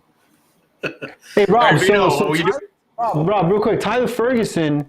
Actually, this is interesting. He says pisco sours, shaken or blended. I've never had a blended pisco, and I've had a million of those. I'm gonna have to try that. Yeah, I mean, I like pisco sours. I've never had it blended. You'd have to go like you said earlier, Vino. You'd have to go pretty high on the sugar. When I make a whiskey sour, an egg white with that. Part is you can do anything blended. I wouldn't put egg white in a frozen, but I don't know. No way. But when I do a whiskey or a pisco sour, I dial back the sugar a little bit because I don't like it as sweet. But if you're gonna freeze it, you're gonna want at least a full ounce of sugar syrup. But Rob, Tyler said if you cook the egg first, it might work out. All of your generic cocktails. You cook the egg first. So we're making a pisco cake now. Yeah, no, it's a pisco omelet. Pisco omelet. A pisco omelet. But like Brazilian Rob says, I like that idea of a blended pisco. I think that might be pretty fire. Yeah. All right, we're going to try it. I'm going to make my Tijuana Make Express. Your third one. Tijuana Express. And for this one, I'm going to be using a lesser-known Mexican spirit, Charanda Blanco. Okay, yeah, explain that, because I don't know what that is. So Charanda Blanco is basically like an agricole rum from Mexico. Okay, can you say it again? Charanda Blanco. Your native roots are coming out there, you know. Yeah, it's super fire, and this stuff is really good. So what is it? Okay, so what is it made of? You said it's like, is it? You said it's like an agricole. It's just an agricole rum. Okay, so it's a rum. Okay, it's not an agave spirit. Yeah, it's not. Okay, That's why I wanted to flip the switch here. But I'm going to be using also plantation figgins here, plantation pineapple rum. Oh, so this pineapple. Okay, I wrote pineapple juice. I may have gotten it wrong. Is that not juice then? No, it's pineapple rum. Oh, I was like, this is a really low ABV. Vino's being a little bitch with this one. I already was a bitch in my last one. I'm not gonna be a bitch. Okay, so you're doing 1.5 ounces of the pineapple rum, and then 3/4 of the Chiranda. Yeah. I haven't cracked open this plantation bottle in a year. Dude, I miss like when we first started doing these, and we would get absolutely obliterated on these. Oh my god! You guys remember the episode? Rob, it's my favorite episode. Do you remember the one where you fell asleep at your studio and like we were that like, was after the live though. That was just behind the scenes. It was behind the scenes, but I remember we were like talking to David, and we are like, "Hey, David, do you have his wife's number?" And he was like, "Yeah." And goes, you guys wanted to call my wife to see if I was still alive. And I remember it was Andrew and Ann stayed behind to make sure I was alive. Peter had side messaged me. He said, "Hey, do you have Rob's wife's number?" That's what it was. Oh my god, I missed that. You know what? I blame Caribbean Andy for that one because it was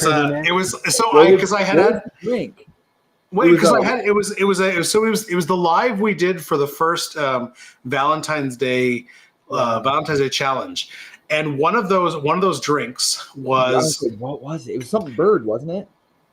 It was a jungle bird.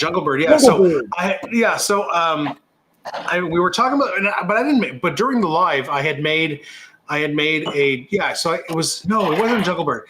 It was a Valentine's Day jungle bird, wasn't it?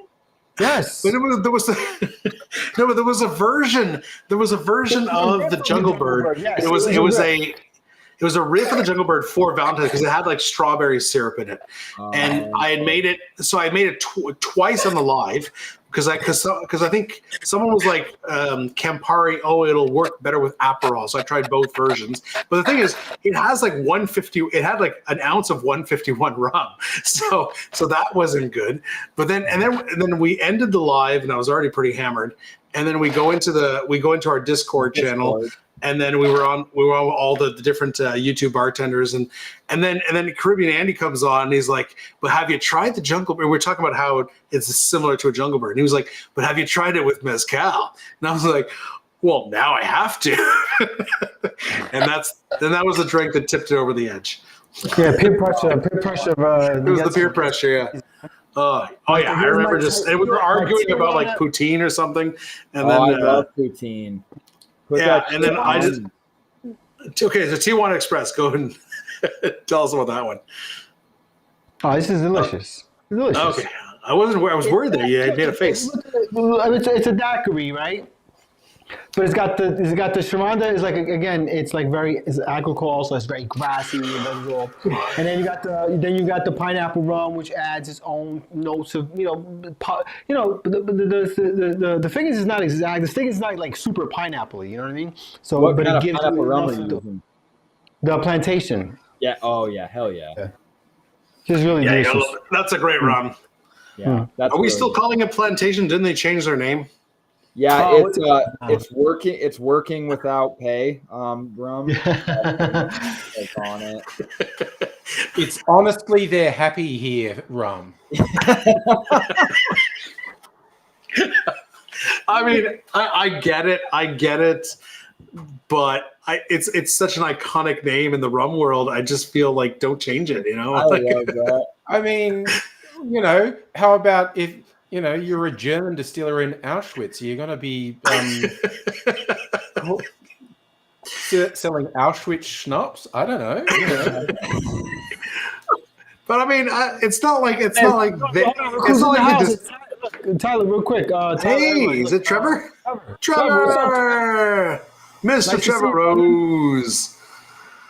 Trevor Rose, man. Trevor Rose, what's up, dog? How's it going, Trevor? Oh, it's so good to see you. Shit, man, it's been forever.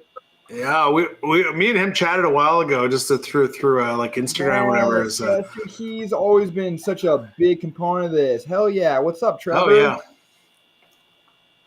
See, this is what I miss, man. I miss seeing like the dog, like Tim, Trevor. Like I'm missing the dogs. That have been, and all of us, we all started our channels during like COVID, so we were all just missing that like social aspect. So a lot of this just brought that back, and this has been great. It was like when we got done with the live, we add in like Tim or Trevor and people like that, people who don't do the videos, but the people who appreciate the like what we're doing and like what the goal is, and that was always the fun part because it was like you don't have to put a video out there; you just have to appreciate and enjoy what's going on. For sure.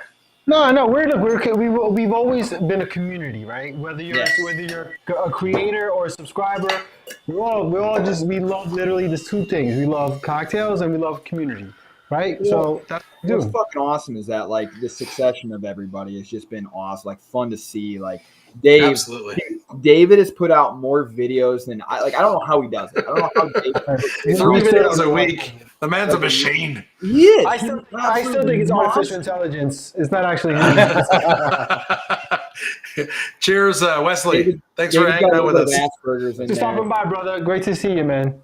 Thank you, Wesley. Oh, so Trevor calling me out. I'm not actually drinking any cocktails, Trevor, because it is middle of the day and I'm going out a bit later. So for a change, I normally have a couple of drinks on these, but I'm not having any. Trevor, we won't hold it against you. It is noon over there. I'm definitely not drinking tomorrow at noon, so I won't hold it against you. Hey, Trevor, you knee deep in NHL playoffs or what, baby? Go Rangers! Go Rangers! I know he's a big hockey fan. Yeah, every morning without fail. Yeah. All right, I guess I'm gonna jump into my my final drink here. So I've been looking for if people have seen my my video from Wednesday, I've been looking for a good tequila tiki drink, and I made one in the video. It wasn't bad, but it wasn't great. So this one here, this one's actually from the Patron website. So it's a tiki rita. So we'll see how this one works. Is it going to have that kind of tiki vibe to it? Let's see. We'll hold our breath. So the other one had the one I made in my video had it had a split base of tequila and rum, which I found just buried the tequila. And I mentioned in the video that I would instead do 1.5 ounces of tequila and then just a stronger rum, like a 1/2 ounce of Smith & Cross, as opposed to just I call for Demerara. This one here is full on 2 ounces of tequila, so it should definitely come through. And then it's got a bunch of other flavors that are very tiki-ish. So we'll see how it goes.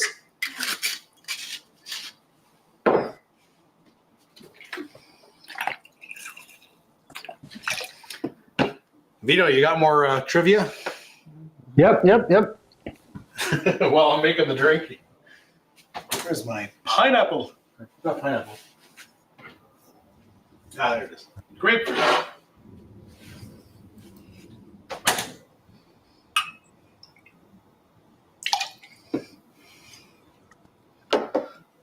Yeah, Vino, are you a Knicks fan?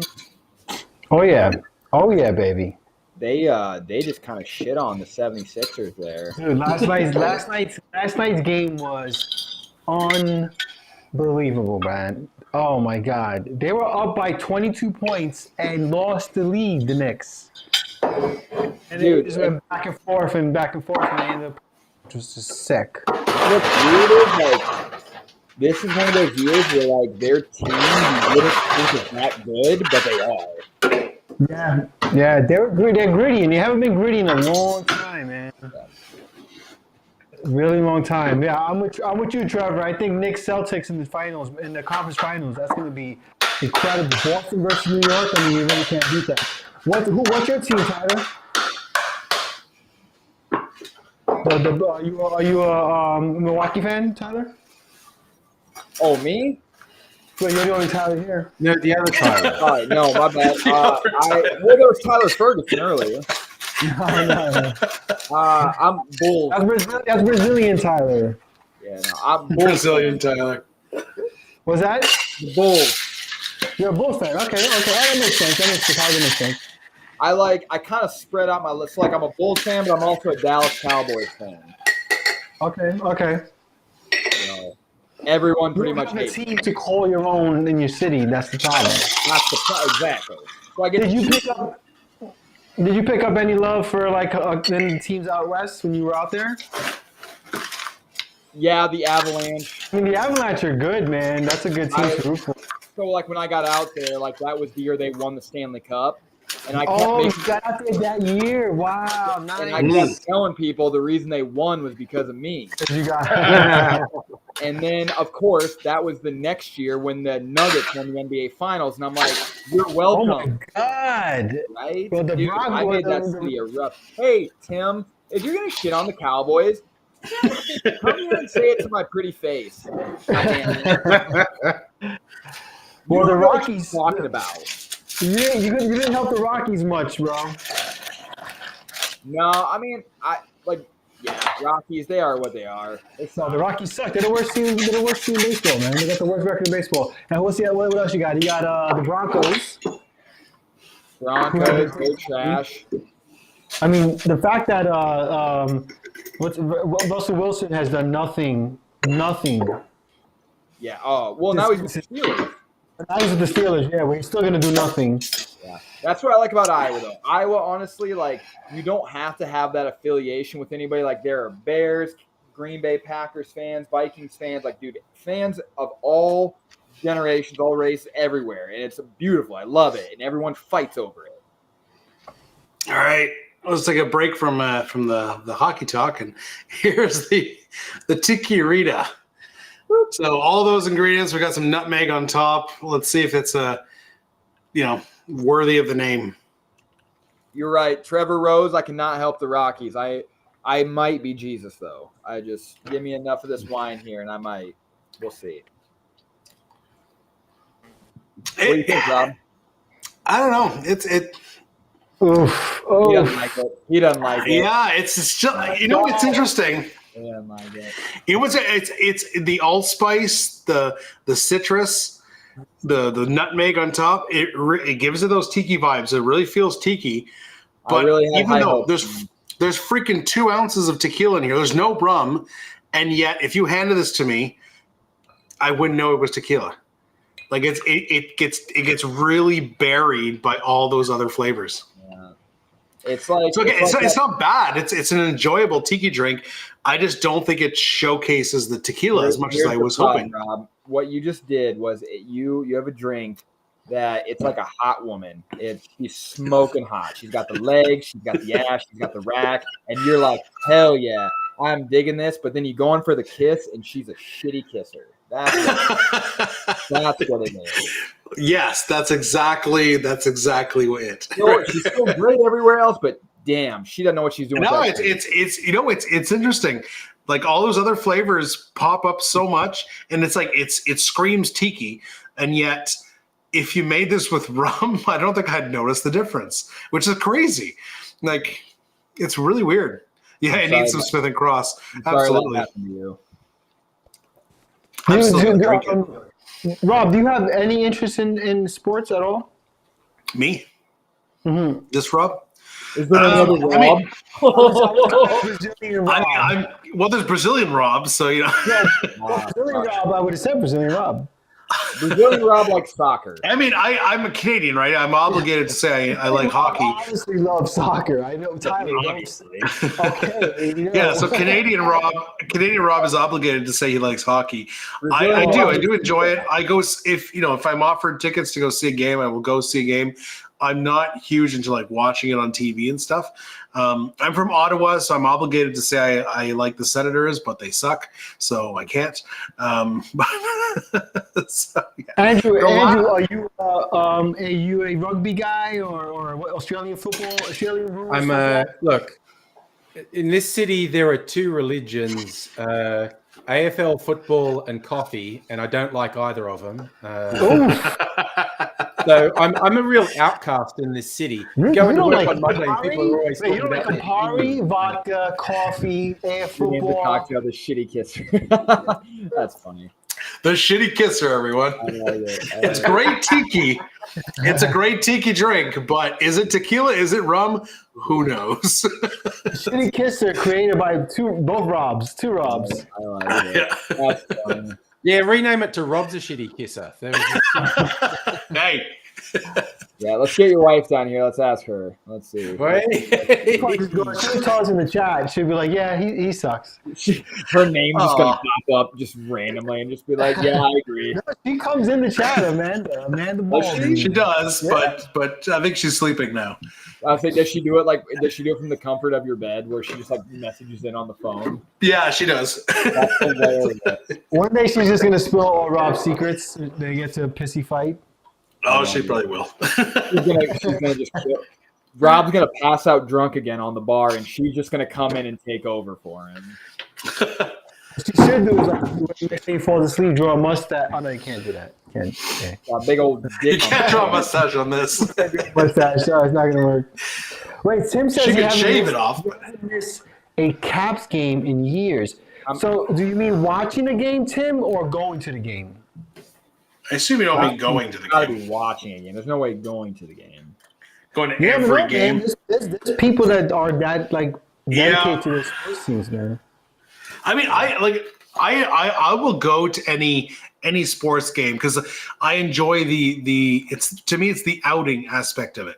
I love going to a sporting game, but it's not for the game. Sporting, but like a sports game, whatever. A sporting event. Yeah, But like, you know what I mean? It's about going out. Sports. I go to all sports games and watch sports ball. It's about going out. I enjoy going out, but it's a fun activity. It's not about. I don't care about the actual game. I really don't. Go ahead, Vino. Tyler, do you know the meme? Hey, fellow kids. To me, Rob has a jersey that just says "Sports #1." Yay, sports! There was a guy selling like a YouTuber or whatever selling jerseys that just said Trevor. "Yay, sports." Thanks, Trav. Good night, Cheers, Trevor. Thanks for dropping by. A lot of fun. Actually, having said I'm not into the football, if someone visits, particularly an international visitor here, and it's footy season, I'll take them to a game at the stadium because it's a real experience. It is actually a pretty good game to watch, AFL, and the crowd just goes off. And I would love to make a trip to Australia. I want to go to a rugby game. I want to go to a soccer I game. love rugby. I love rugby. And then I want to get punched in the face by a kangaroo. Like those are my 3 Australian wants in life. I want to box a spoiler kangaroo. alert, they don't punch you in the face. They grab you, and those really strong back legs that go hoppy hoppy, they disembowel you. Also, not joking. That is their chosen method of attack. I also, if I could find a way to kiss one of the Hemsworth brothers, preferably Chris, that would be. Oh, Chris would be down for it, dude. I think Chris is like if I turn to the other side tomorrow, like Chris is who I'm going after. Like there's no. I think my wife has the same dreams as you. There's no better looking human being on earth than that motherfucker. That guy. I can't wait for his Hulk Hogan documentary, man. I was a huge wrestling fan. Be awesome. Right, dude? I'm so. Did you say Chris Hemsworth is making a Hulk Hogan documentary? He's doing the Hulk Hogan biopic. That's gonna Really? be so dope. Yep. He's playing Hulk Hogan? He's playing Hulk Hogan. You think Oh, he'll that's be interesting. Australian Hulk Hogan? Was that? You think he'll be Australian Hulk Hogan? Let me tell you something, brother. Hulk Hogan accent. But I think honestly, like the best Australian like stereotype is from that one Simpsons episode. I love that. I could top that. It's such a good. I mean, and I'm glad to hear an Australian say that they love that episode because it is such a good episode. Love it. There's just, That's great. That's good to know. They'll say dollary how can you top it? Are you kidding me? Throw another strip on the Barbie. Well, okay. New Jersey. So speaking of Australian, like my kids, especially my 5-year-old loves Bluey. Bluey has become like a world phenomenon. Bluey's huge. Rob, you know what's happening to our kids? they're watching these shows from other countries and developing accents. No, I swear to God, there's all these like people on YouTube and like TikTok showing their oh for sure accent. But like Bluey has become just a massive. So there was there's an episode of Bluey that was they went to like some shop or whatever. I forget what it's called, but it was like a made up shop, but it was like a kind of like a Home Depot style like a shop. Yeah, and the local shop in Australia, like for a promotion, changed their name to that shop, and then they made it online. People could order from that shop and have it sent to them internationally from the Bluey name shop. And it's like people, I didn't do it, but some people I know did, and it's like, holy shit, that's insane. Hey, Andrew, I got a question for you, Andrew. Have you ever been to the States? Yeah. Oh, you have. Okay, so the question is not relevant. Where have you been? Where have you been to the States? That's actually an important question. That is an important question. I've been to the States for two reasons. An ex of mine had family there. They were mostly in California and Vegas and Colorado. So, and I've been to some YouTube events in San Francisco. So okay. The only states I've really been to are California. You never been to New York or Florida or whatever. Predominantly West Coast. Yeah. Mike, I always ask people who've never been here, like what is something you think about the States that you love to, like, you want to see if it's true or not? Like a stereotype. The size of the meals. Was that? Okay. For Australians, I'll go the size of the meals. Like when I was a kid and Happy Days was on, and they would order pizzas, and the pizzas were this fucking big. And, it's true. We were like, is that real? No, it's Denny's. You got to go to Denny's. But I thought everything was in America. Everything in Australia is big. Like you get bigger ones now, but growing up, a large pizza was like about the size of a 12-inch vinyl. You know, oh wow, it was like an album. That's like a personal size. Yeah, we're a bunch of fat fucks. No, everything I know about Australia, I learned from Crocodile Dundee, though. Like, that is everything. Like, that is the most atypical. Like, I mean, as a kid growing up, if you've never been to Australia, you watch one movie, you're like, fuck yeah, that's it's it. true. That's it. Everything I learned from the crocodile guy. It's crazy though that like two of my children's favorite things are Australian, with Bluey and Wiggles. Like, that's pretty amazing.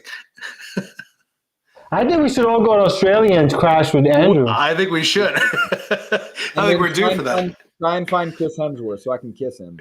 And then we can visit. We could crash with Steve. We can do a couple days in Andrew. That's true. Yeah. There we go. Steve will take us. Oh, Steve would welcome you in Australia. Oh, absolutely. How's his gin doing? I guess well. Fairly well. Yeah. Well, what was he saying? He sold 10,000 copies of his cocktail book. 20,000. Yeah, he put a post recently with like a crazy number, eh? He's doing pretty good. Hugely successful. That's awesome. Incredible. Good for him, man. And I told Steve that, I'm like, dude, like that's such an oversaturated market too. You know, so to sell that many is really awesome. Yeah, that's incredible. So I bought 10 copies of the book so far. I give him. I give him out as that's gifts. awesome. Oh, did you actually? Yeah, I bought. Yeah, the Bad Kisser. I finished the Bad Kisser. It's a good. I enjoyed it. It's just like I said. It's not a tequila drink. Yeah, it's weird how all those typical tiki flavors just kind of downplay the tequila. It's a hot girl that can't kiss, man. Yeah. That's actually probably a better name for it. A hot girl that can't kiss. A hot girl that can't kiss. I like it. A hot girl that can't kiss skips first base. Okay, well, so I took this. This is called Tequila, and I took it from the Patron website. So I think you guys need to go to Patron and suggest that different. We'll call that cocktail third base. Third base. Oh no! Okay. Third base. I like. All right, it. so guys, ready? So we're the Americans, and plus Rob, baby America. Baby America.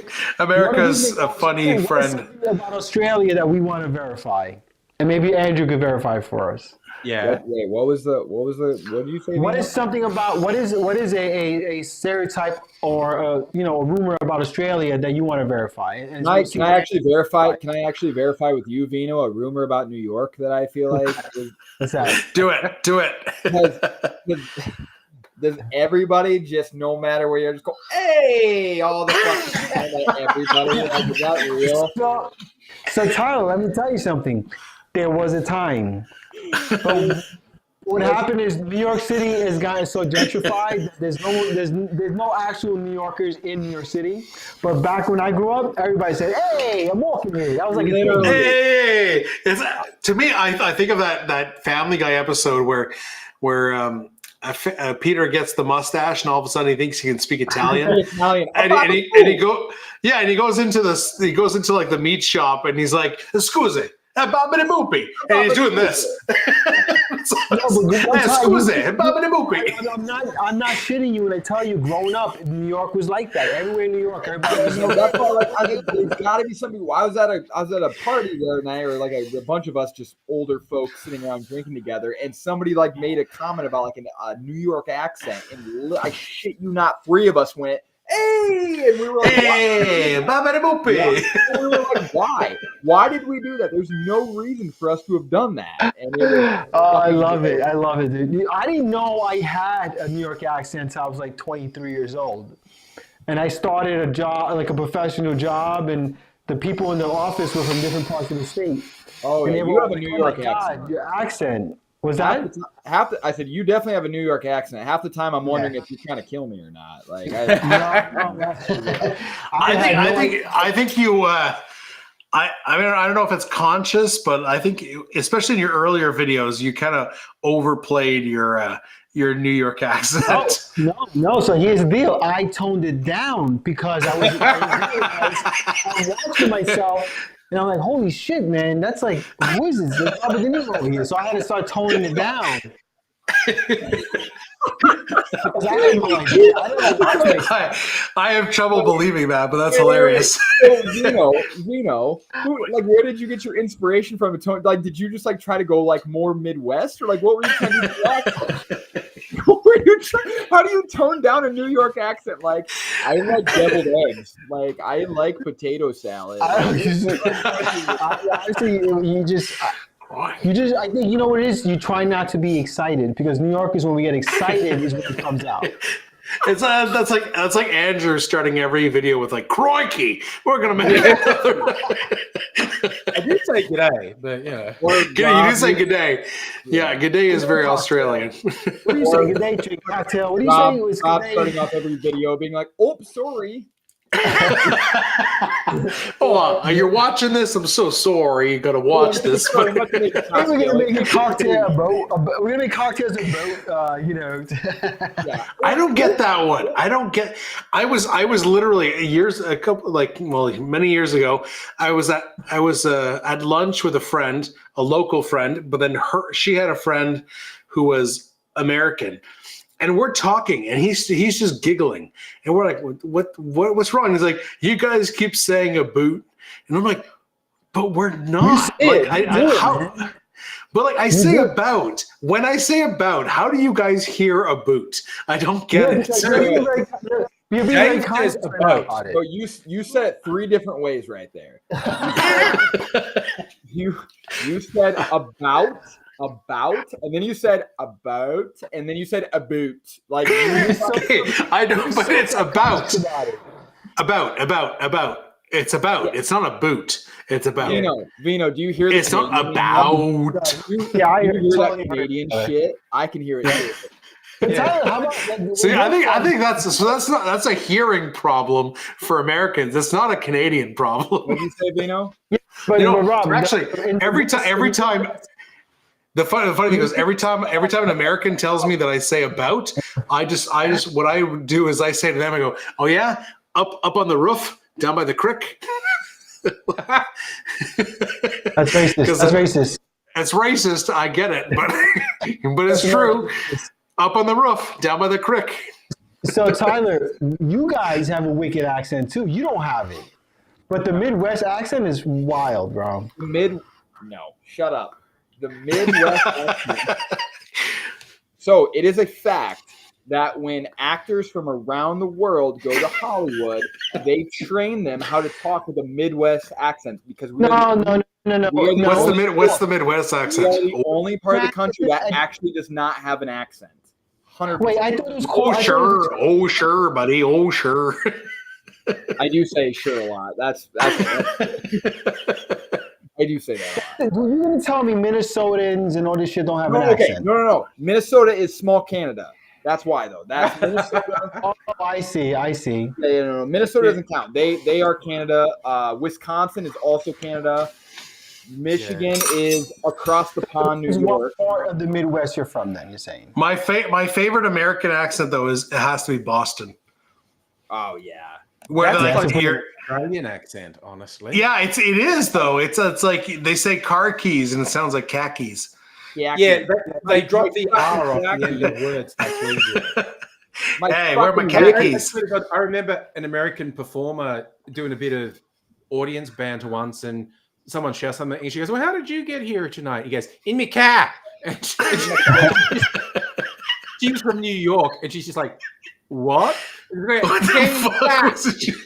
What did he just say? I genuinely had no idea what he was saying. But if you want to hear the absolute worst, and Vino did this once. I sent Vino a video. But if you want to hear the absolute worst that Canada has to offer, go YouTube Newfoundland accent. Oh my God! It's pretty ridiculous. Like we can't even understand them.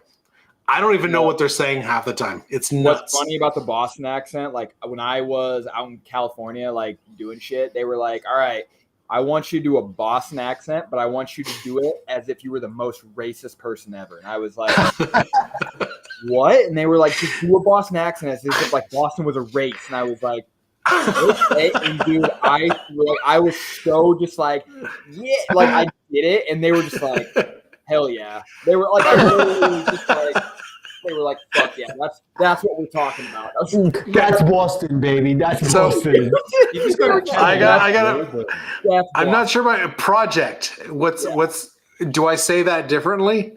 Project. Yeah, Rob, what is Brazilian Rob talking about? Is it project? Is that like do you guys say project? Project? Well, that's not how you say it, fucker. No, project. You just say the same project. Yeah, project. Is that different? Oh my God, you sound like such an idiot. Oh my God. I might say project. Wait, can you guys do me a favor? Can you all say the morning drink that most people have that gives you like caffeine? What do you call it? Oh, coffee. That's how you New Yorker says it. Wait a second. Coffee. You put a W after the C. Coffee. For coffee, it's unbelievable. Brazilian Rob has called out the Midwestern thing. Brazilian Rob is the next. He has it. He knows exactly what. Okay, Vino, say coffee. Coffee. Yeah, no. Coffee. You got a hint of it. It's not. The W is not fully pronounced, but it's slightly there. Because I'm doing it consciously. Yeah, you're doing it consciously. But if you were like out in the morning and you're asking for a coffee, I eat my morning coffee. It's coffee. That's how Vino's yelling to his significant other, "Hey, give me a coffee." Coffee. I need a coffee. Hey, I'm making coffee here. I'm walking here with my coffee. Okay, so Canadian project has a long O. Like project? I don't say project though. I mean, I've heard people say project. I say prostitute with a long O, but prostitute. Do you say that often? I thought you said prostitute. When it comes up. Oh God. Yeah, so he says I didn't do like I guess I have heard people say project. I guess that's what he's talking about. Project. I don't hear you say that. I don't say I say project, but I have heard people in Canada say project. But I don't know. But Andrew, getting back to the stereotypes thing, I want to Yes. know: are there really giant spiders and snakes everywhere? You got to get out into the suburb to get snakes. But yeah, they're not dangerous, but they'll scare you to death. The Huntsman is a classic. Fuck you. It's a big sucker, eh? And they are snakes. They are dangerous. Don't. Well, you got the Black Widow is dangerous, but like the Huntsman is it's just big. It's not dangerous. The Huntsman's non-venomous. Yeah, it's just big. The hilarious thing is they move incredibly fast, and a friend of mine went viral because there was a fucking huge one on his ceiling, and his kids were going, "Daddy, get it!" So he's on a little step ladder, and he's got this big Tupperware bowl, which is twice. I think I've seen that video. And he's edging, and he lunges, and the Huntsman shoots out.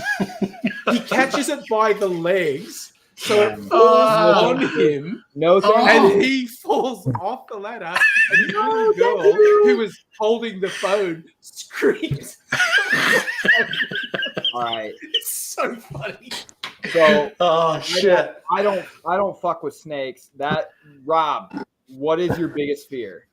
What is my biggest fear? Like of all, or for like animals? Animals? No, but like are you talking like creatures or just all fear? Like just death? I mean, death is a pretty big one. What? Now that we're a little sauced up. Besides dying. Besides dying? I don't know. What the fuck? Like you're getting very a fourth kid. A fourth kid? No, I took care of that. So that's not happening. I got the little. Fire and we covered this in the last live. We did. We don't have to go back into that. I don't know. I don't have like here in Canada. Like our deadliest animal is a fucking moose. I mean, they're pretty fucking deadly though. But they're not everywhere. So as long as you stay clear, you're good. Well, that's a lame answer. Andrew, what's your answer? It would be sharks. Yeah, you guys got sharks. I'm nowhere near ocean. Tenders in the house. Ocean diving, and you're just there like. Hey, Steve. You swim for a while. That's not Steve. You start to hear the Jaws music. There's Steve. How's it going, Steve? Do you go in the ocean? Do you go in the ocean a lot, Andrew? Not anymore. When I was younger, I did. But I swear to God, you go out snorkeling, and all you hear is your breathing, and then you go, wait, I can hear the Jaws music. What was I know. I mean, I love swimming, and I've been to the ocean a few times, but I'm not a big fan of the ocean because, like, I'm just like, what the fuck is in there that's going to hurt me? Wait, really quick, on a serious note, does YouTube allow us to have two Australians on at the same time? We got Steve. Steve's in the house, and we're gonna have to kick Steve out or Andrew out. I'm not, I don't want to play favorites here. David from Booze on the Rocks. David's biggest fear is a cobra chicken, which what the hell is a cobra chicken? Isn't that from something? Cobra chicken. That's pretty aggressive, David. If you're dealing with that on a regular basis, like you should be afraid. Like there's something wrong. You should be afraid. Yeah, but they might be delicious though. It might be delicious. Vino, that sounds like it would be delicious. I mean, Vino, what's your biggest fear? Are we going animal wise or just period? No. I feel like that's what we meant. That's why I said moose. I'm saying fuck animals, just anything. All right. Well, I said death. I have a fear of falling. Like like being suspended in air, like that type of shit. Like so not like tripping over your own feet. No, not that shit, but like being like in a Ferris wheel. Like I won't go on Ferris wheels. Wow. David said Canada geese. Those guys are pretty ferocious. That's for sure. Canadian goose. They are. They hiss. Have you like if you go near one, and especially if they got like little chicks nearby, They fucking hiss at you. Biggest fear, public speaking. What? This guy has a That's not YouTube. true. He has like 700,000 people watching him. Yeah, like the biggest YouTube bartender here. Public speaking. But you know what? There is a difference between speaking to a camera and speaking to live That's people. true. That's true. Speaking to cameras, there. I'm doing that right now. Your biggest fear is that you didn't brush your teeth that morning. That should be your biggest fear. That's true. But Steve, like they say, Steve, imagine everyone wearing their underwear. That's how you get over the phobia. No, I don't want to get an erection in front of the crowd. Take that underwear off. Take that underwear off. Let's go full nude. I'm more nervous than if I'm like, Oh, that's hilarious. But every time someone says that, I think of that Simpsons episode. And remember that Simpsons episode where, yeah, he imagines everyone in their underwear, but then he looks down at himself and he's in his underwear. Then he goes, ah!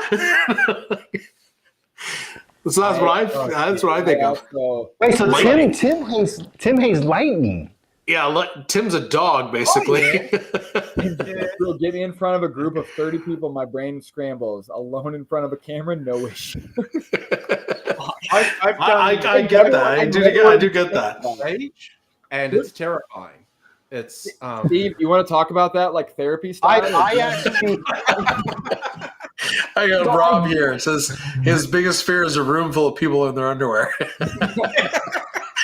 Because honestly, I'm not feeling on that either. Tyler, you like me, I'm more comfortable in talking to a crowd than I am actually one-on-one sometimes.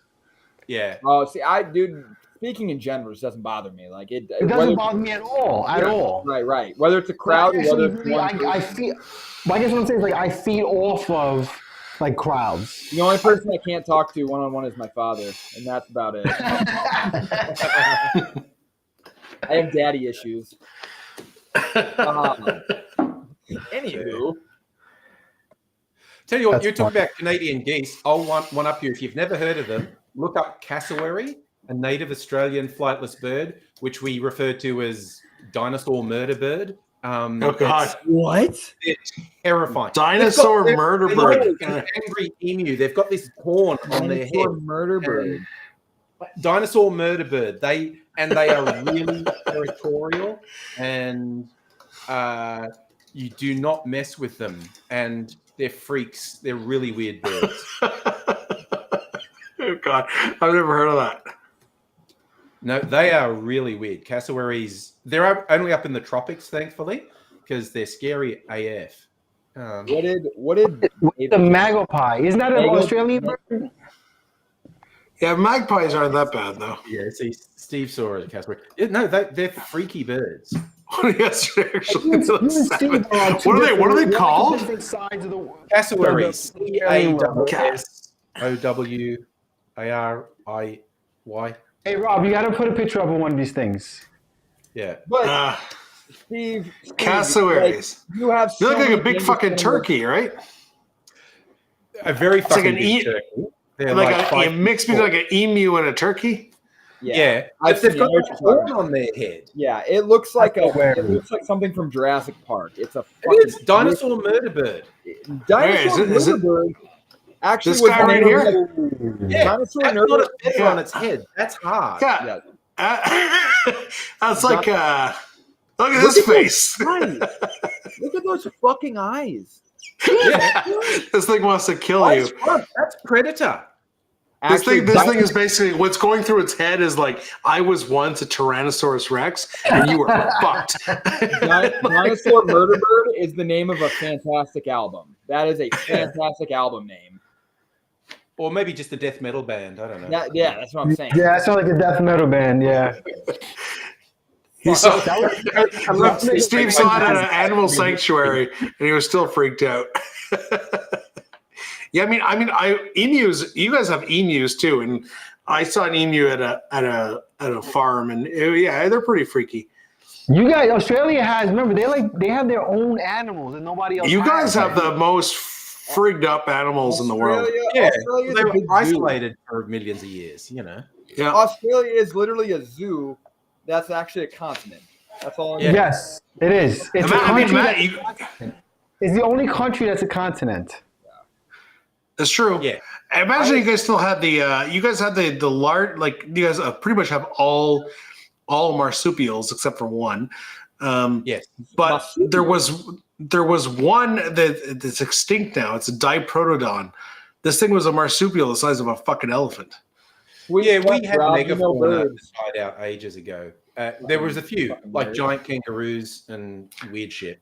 Yeah. Oh wait, hold on a second. So I got a question for Andrew and Steve. Have you guys like ever encountered, or is like how easy is it to see a Aboriginal folks? Depends where you live. I grew up in the country. Great question, Vino. There was a lot of Indigenous people where I grew up. Like where I live, I'm like in one of the whitest suburbs in Melbourne. You are pretty white. Most, but not all Aboriginal people. Here we go. My fears. Tim's fear. Hold on, Yes. hold on. I want to hear Andrew's completion of the question. So most Indigenous people live like in the outer suburbs or in country towns, but you do get Indigenous people in the city. So do they integrate much? Do they integrate much into the society? I mean, where they live, you know. But what does that mean? Well, I don't know what you mean by integrates. Like, you know, What do you part mean? of the community. Yeah, Vino, you What do you fucking mean, you idiot. people? Okay, easy. The only man of color. You can't be saying that. Like, easy on us white folk. Right. You can't tell me. You can't say I live in the whitest neighborhood in Australia and then say you people. Vino's just attacking him. No, but so Andrew, you mean that like they don't really come into your neighborhood? It's less common for Aboriginal people to live. In Melbourne, it's less common to get in a city. For whatever reason, in Sydney, there's an inner suburb like right next to the city called Redfern that has a really significant Aboriginal community in it. It's just quirks of history.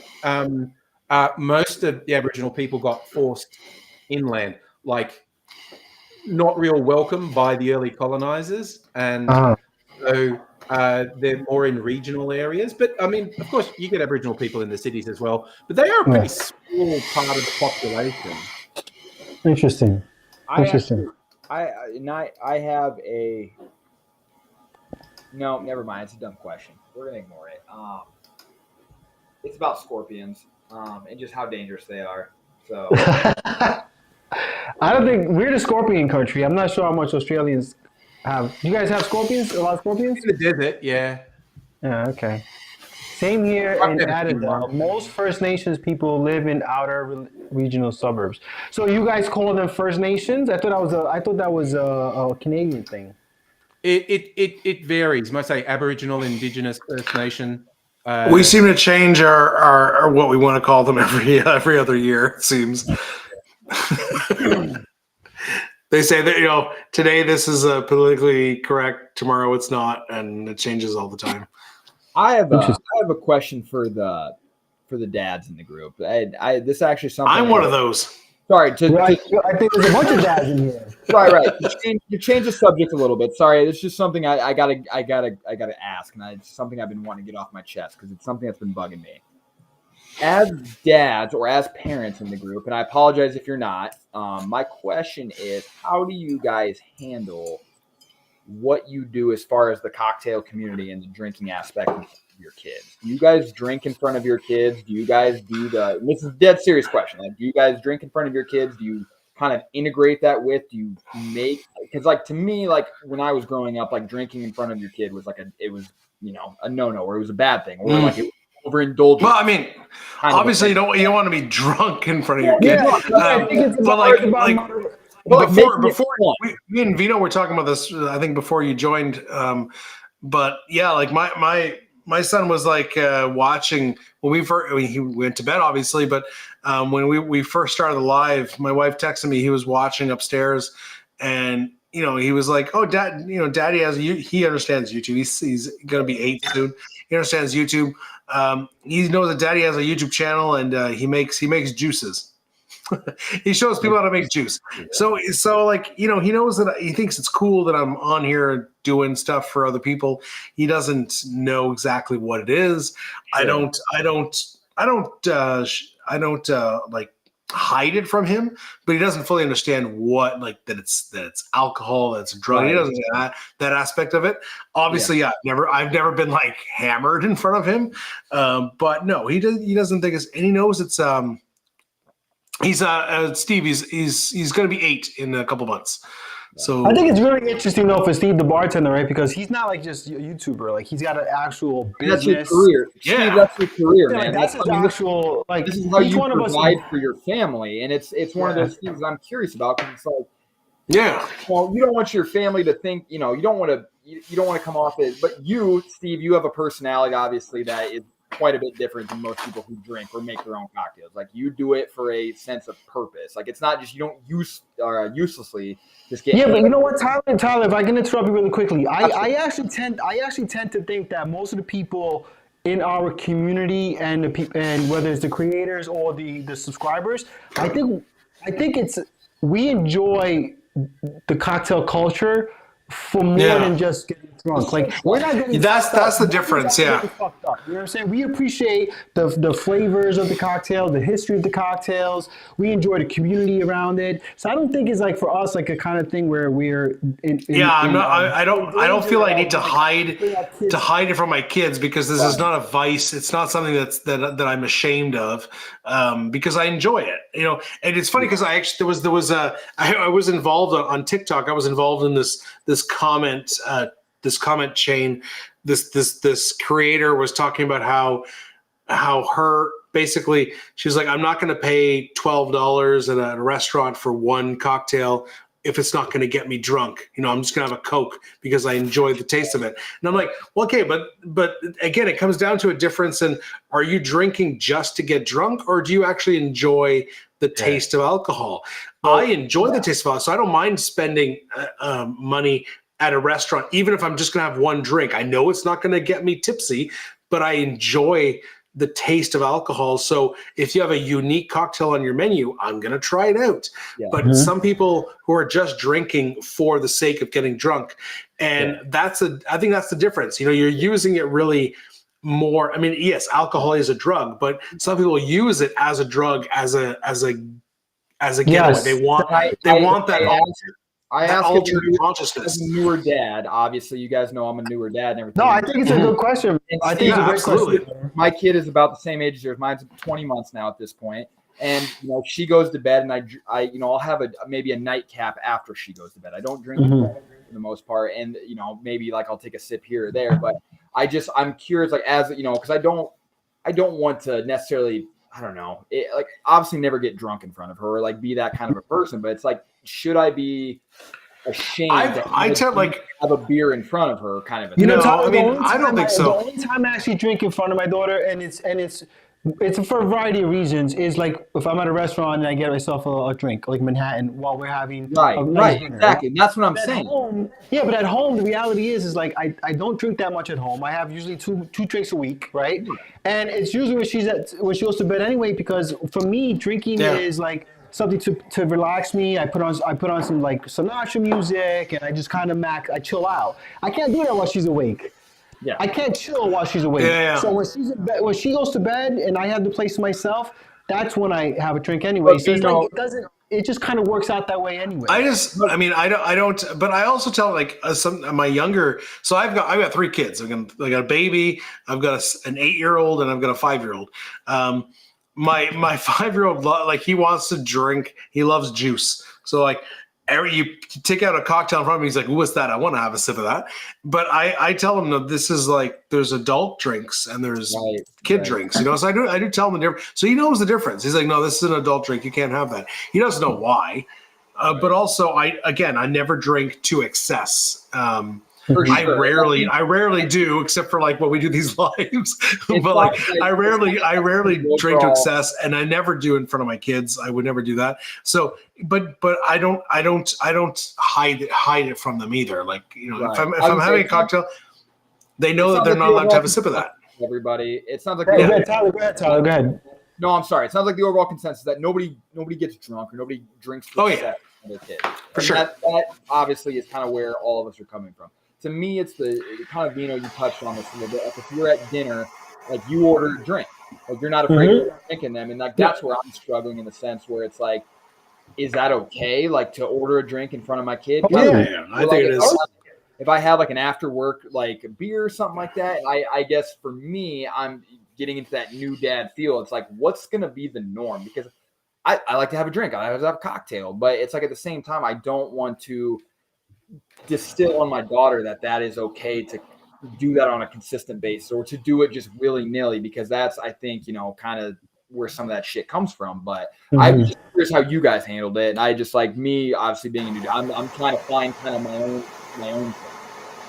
Yeah, for sure. Yeah, I mean, I think it ultimately only comes around to be a problem when your daughter gets old enough to say, "Daddy, what is that?" Right. And that's when you explain to her what it is. Like, this is like, honestly, my daughter is deathly afraid of what's in my glass because she thinks it's going to kill her. Like, I literally tell her, this stuff will kill kids.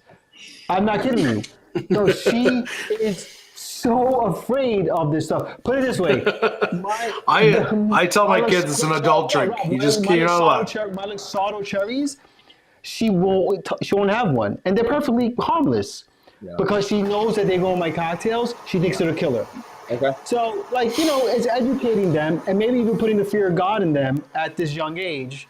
You know what I'm trying to say? So that they don't accidentally sip it or something like that by mistake. That's daddy's drink. I don't call it juice because juice is a little bit, for me, that's a little bit of a term that I might not be comfortable with. She might think that it's okay then. Yeah, my daughter knows cocktails and alcohol are poisonous. She knows it. She won't fuck with it. Like, she won't even step behind my bar, dude. I feel like that wouldn't work with my kid because he would be like, "Well, why are you drinking poison?" I know that, but see, this is the thing. I got it all worked out. I said, as you get older, your body develops an immunity to it. Like, I got it all worked out, bro. Trust me. That's a good explanation, though. Once you start getting these gray hairs in your beard, you're good. My son just knows, like, he knows what I do. He knows, like I say, like you said, he thinks I do videos where I make juices but I told him, like, it's drinks for adults. It's not for kids, and he knows that, so he never tries to. My younger one tries, but I have a lot of friends that are just starting to have kids as well. Like mine's, she's almost 2 now, and she's now starting to run and talk like crazy now. And a lot of my other friends, like they have no problem drinking in front of their kids. I struggle with that, where I'm like, I don't think I should be doing that, but at the same time, it's like I'm not hiding I don't know. It's a weird balance, and I appreciate you guys. Oh, yeah. Absolutely. Like for me, it's just like one of those things where it's like, what do other guys do? I don't know. Like I don't know. So. Like I actually just asked Steve. All sentimental. I apologize. I just was very. No. This is awesome stuff, man. This is what I think. As one thing about our niche is we do have a responsibility to our community to be like, hey, look, like what we do is fun, is great and cool and all, but like we have to be responsible about how we consume. Oh yeah, I mean we are. We're this is definitely a fun hobby, but we are dabbling with a drug, and some people can't handle it. Some people are prone to alcoholism, so they just can't touch the shit. 100%. So it's important to understand that. Something, you guys know I coach or whatnot, and so when I get a client that shows signs of maybe having some alcohol issues, some alcohol abuse issues, I actually won't work with them anymore. I'll say to them, listen, given what I do as a content creator and my previous career as a beverage person, like I don't feel comfortable that working with. And so what I do is I recommend them to another person, and I recommend them to AA. So I take a really deep, strong responsibility in being able to be able to see the signs of alcoholism, which I learned over 20 years in the industry, and now as a coach, to realize like this person needs to be directed in this particular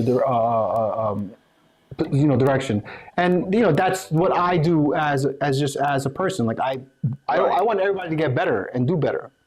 You know what I'm saying? Definitely. And that's great. I mean, especially for someone in your industry. I mean, you make your money based off your clients, kind of a thing, and to have that relationship where it's like, hey, I could keep you and I could make money off you, or I could actually do the right thing and give you someone who isn't in my industry that could, truly not, 100%, man. It's not. Look, I have a successful practice. I don't need to take on somebody that I think will be a conflict of interest for me. Right. I realize that as a coach, you're gonna come across a number of people who may have some substance issues. Right. And that's okay, and I'm okay with that because I know how I handle it. Yeah. Like I don't just take. I'm not. The money is not as important to me. What's important to me is helping people. Yeah. You know what I mean? Yeah. So for every client that I have to pass on because maybe they aren't a fit for me, there's another 2-3 people that come around that are perfect fits. So like it's about ultimately, I'm a big karma guy, man. Like, I think being in a good karma. Right. I'm a big karma guy, so like I want to feel good about myself, about what I'm doing, and about where the other person is in their life. You know what I'm saying? I agree. All right. And that's on a different note, do you pronounce? I didn't go down this rabbit hole. On a different note, do you pronounce it caramel or caramel? Caramel. Don't be one of those guys. Caramel. It's caramel. I don't have an aunt. I have an aunt. Yeah, I have an aunt. Oh, you want to drive me up the wall? The American habit of leaving letters out of words when they pronounce them. Yeah. Like what? Aluminum. There's a fucking I in there. Aluminum, I know. What? Oh, the worst one though is solder. When you're like soldering something, people insisting on saying solder, and it's like, what is wrong with you? How do you say aluminum? Aluminium. You're missing an I. Wait. Aluminium. What did you just say? What the fuck did you just say? There's an I in there. You guys don't say the I. Rob and Vino, shut the fuck up for a second. What did you just say, Andrew? Aluminium. That's how it's spelled. Aluminium.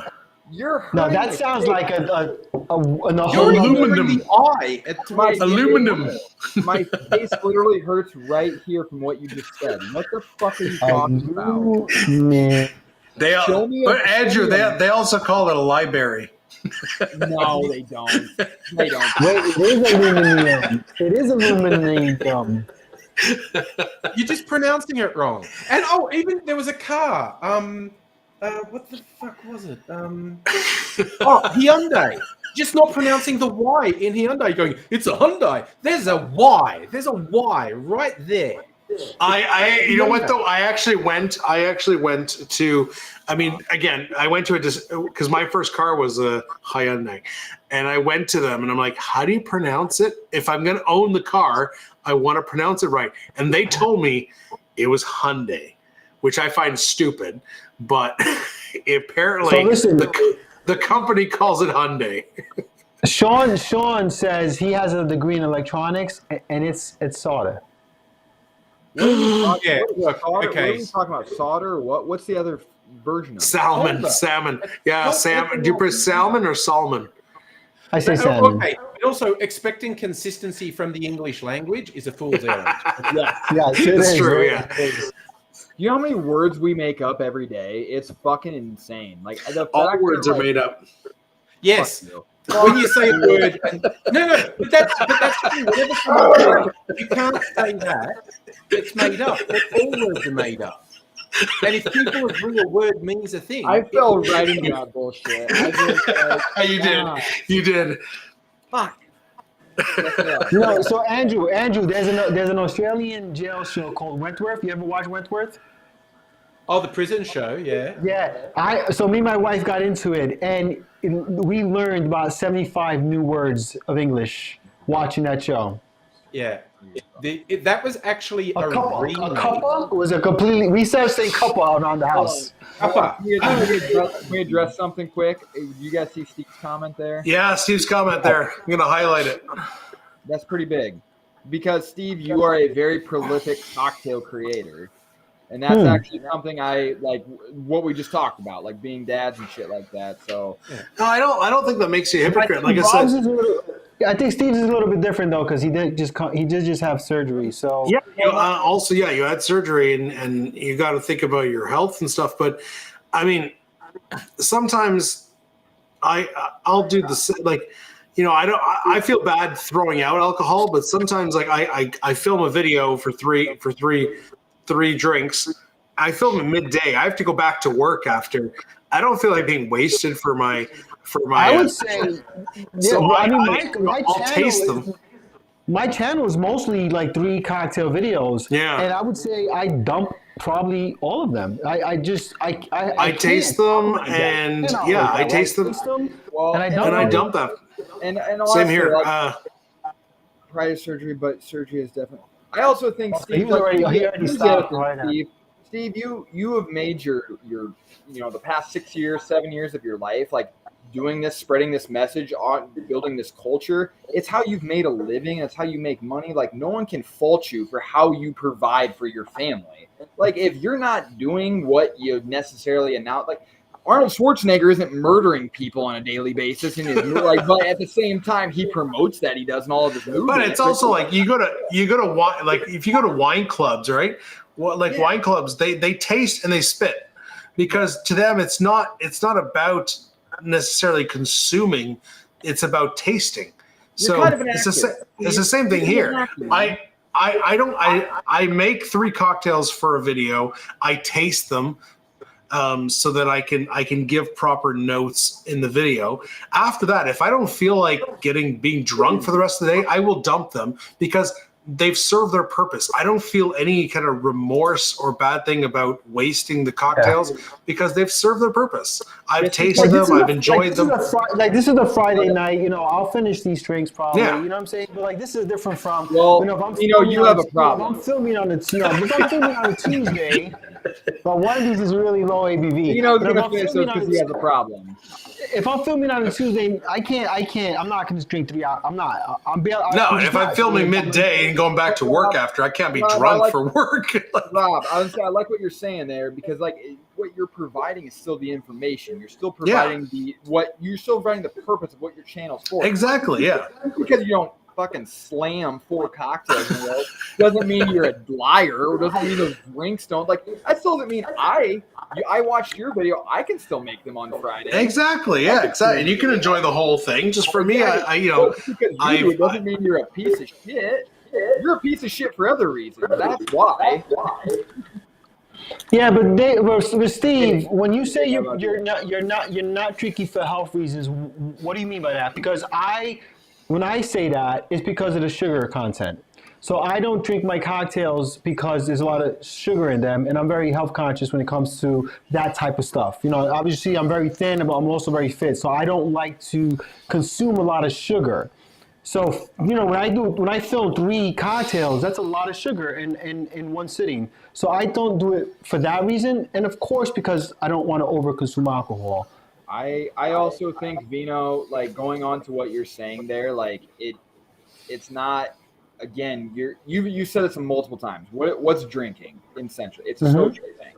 Drinking is a social environment. You're trying to create a social environment. You're not creating people getting drunk. You're not trying to make people drunk necessarily. You're trying to create an environment where people can have either conversations or people can get outside of the norm of beer or wine or anything like that. So I think that by promoting cocktails, you're not just promoting just drinking. You're promoting a different environment for people to experience. I mean, the last word you said is what you're promoting. You're promoting experience. Yeah. You're promoting the experience of tasting something new and different and unique and fun. It's, I always say people, it's like, alcohol content creators, it's no different from someone who makes cakes on Instagram or makes anything. Dude, if you have too much cakes, you're gonna fucking get diabetes, right? Like at the end of the day, like nothing is good when you do nothing in excess. Yeah. None of it's healthy. So we obviously are in an industry that has a different stigma to it versus the cooking industry. But at the end of the day, it's like I'm sure all of you have seen that. I'm sure all of you have seen those videos from Amaury Guichon, the French pastry chef who makes those ridiculous chocolate sculptures. Yeah. I mean, we love his content, but I mean, you could easily go crazy. Yeah, you could easily go crazy and say, "Oh, he's promoting overeating desserts and diabetes and stuff like that." You could easily say that, but it's like, no. Again, he's promoting an art. He's not saying he's not implicitly saying you should eat lots of this. And overindulge and go nuts. He's saying, "Look, this is fantastic. You know, this is." It's like the guys that do coffee channels too. There's a couple great coffee guys. Yeah. You think they're sitting there drinking every coffee cup they make? Those guys would be fucking wild, bro. Sean in the chat has a good point. To my channel now.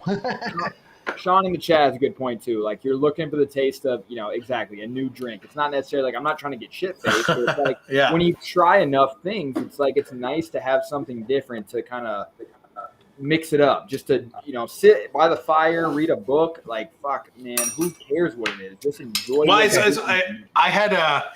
I made a video. It was for a short, but I made a video and that went did pretty well on YouTube and TikTok, where I did a rum and coke with like a bunch of different spirits. I was trying different spirits, and I had to shoot this all in like half an hour. So I did like rum and coke, then I did like a rye and coke, then I did cognac and coke, then I did a smoky coke with scotch. I did like 6 different ones, and it was like a 30-second video.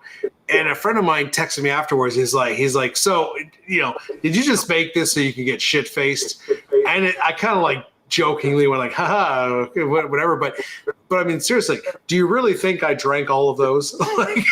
like, first of all, I poured an ounce, made it look like 2 ounces, but I was trying to because I don't want to waste too much alcohol. But like, no, I dumped more than half of those. Yeah. I kept my favorite.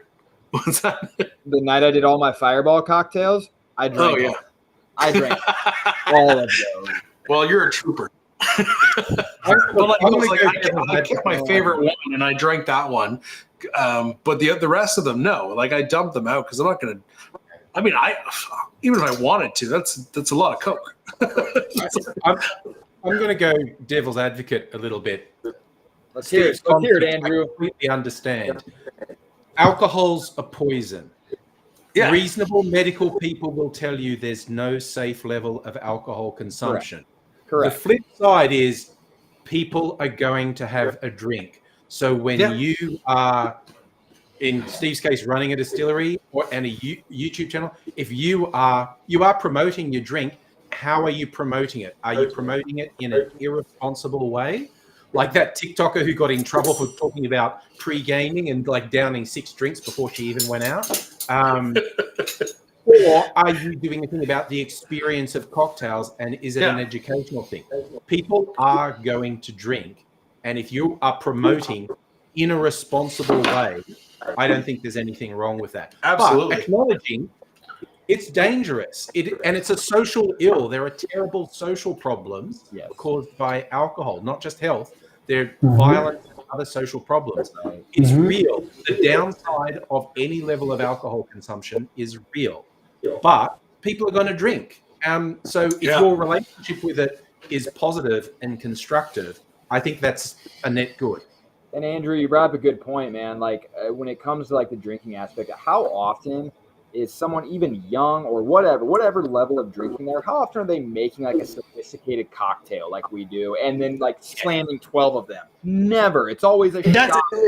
Tyler, that's exactly what I was saying initially when we first started this conversation. Like this community, this is about people that enjoy the art of mixology, enjoy the taste of cocktails, but none of us are getting fucking hammered, dude. Like maybe once in a while because we're having or whatever, but in general, like we're just trying to enjoy a nice drink, and I think it's important that we acknowledge that part of it. You know, we're all trying and it's interesting, and it's going back to that. I was saying it was part of that, like that comment thread on TikTok.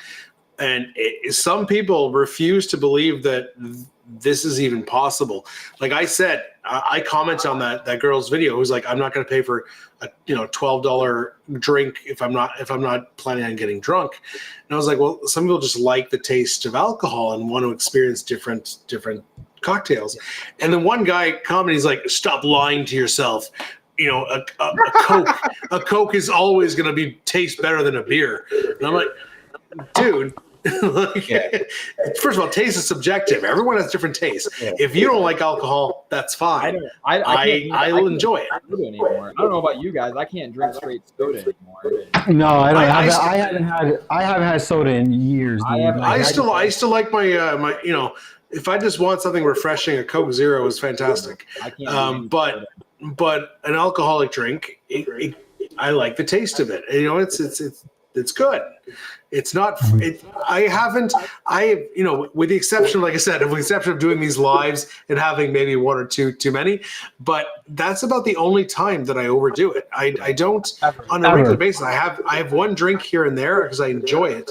It's not about, the point is never to drink in excess. Right. And even if you end every evening with a cocktail, like there's nothing wrong with that either. Like you're doing it in moderation still, right? You're having a cocktail as maybe you're doing that instead of a dessert. You're having a little cocktail. You're taking a little edge off, and you're chilling, right? You're not trying to escape anything. You're not trying to suppress your trauma. You're not doing any of that shit. Yeah. You're just enjoying the flavors of this beverage, and you're ending your day with that. Like it's all about being responsible, man. That's ultimately what this is all about. And also, if you want good evidence of that, if it was just about getting drunk, I wouldn't have spent so much money on all of that. Exactly. I would just get vodka and throw it in Coke. Think about how much booze is right behind us right now, right? We have so much fucking booze behind us. We can get destroyed right now.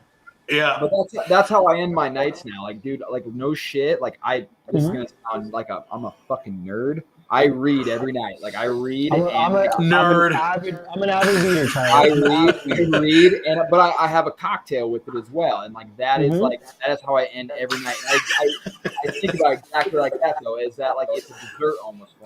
Fuck you, Rob. You. No, I'm with you, Tyler. Look, dude, first of all. Rob's a jock. No, Tyler, I'm totally a geek. I just don't read. I'm a totally avid reader, Tyler. What did you just do, Vino? I don't know. Does all these things. He's got that special thing again, eh? Do this. Do the wave or whatever. Last time you did the wave, I did a bunch of shit. You did something, and it gave you like. It gave you like there we go, there it is. Finally did it. Vito's a magician. Fireworks and shit like that at one time. Yeah, you got like fireworks or something at one point. I don't believe that. Talking about the bottle collection, I remember someone gave you the best answer because like I do live streams. People see the bottles and they go, "You must be an alcoholic." You're echoing really bad. Who's fucking up? No, alcoholics don't have collections. Alcoholics have empty bottles. Exactly. It's true. Andrew, that is awesome. That's so true, man. It's true, yeah. I never have an empty bottle from my name. Yeah, because you're literally never an empty bottle. So, cool on me. No, that's a good point, though. Yeah, alcoholics this is awesome, have empty bottles. This is a really great conversation, Tyler. I'm glad you brought this up, man, because we always kind of fuck around a little bit. I was like, let's. I just wanted to take it in a little different conversation so we could like be serious for once. But at that, like, let's cheers to that motherfucker. Yeah, man. I wanna cheers to that, and just look, dude, we are part of one of the coolest communities on YouTube. I'm a drink. We're doing cheers of Pachin.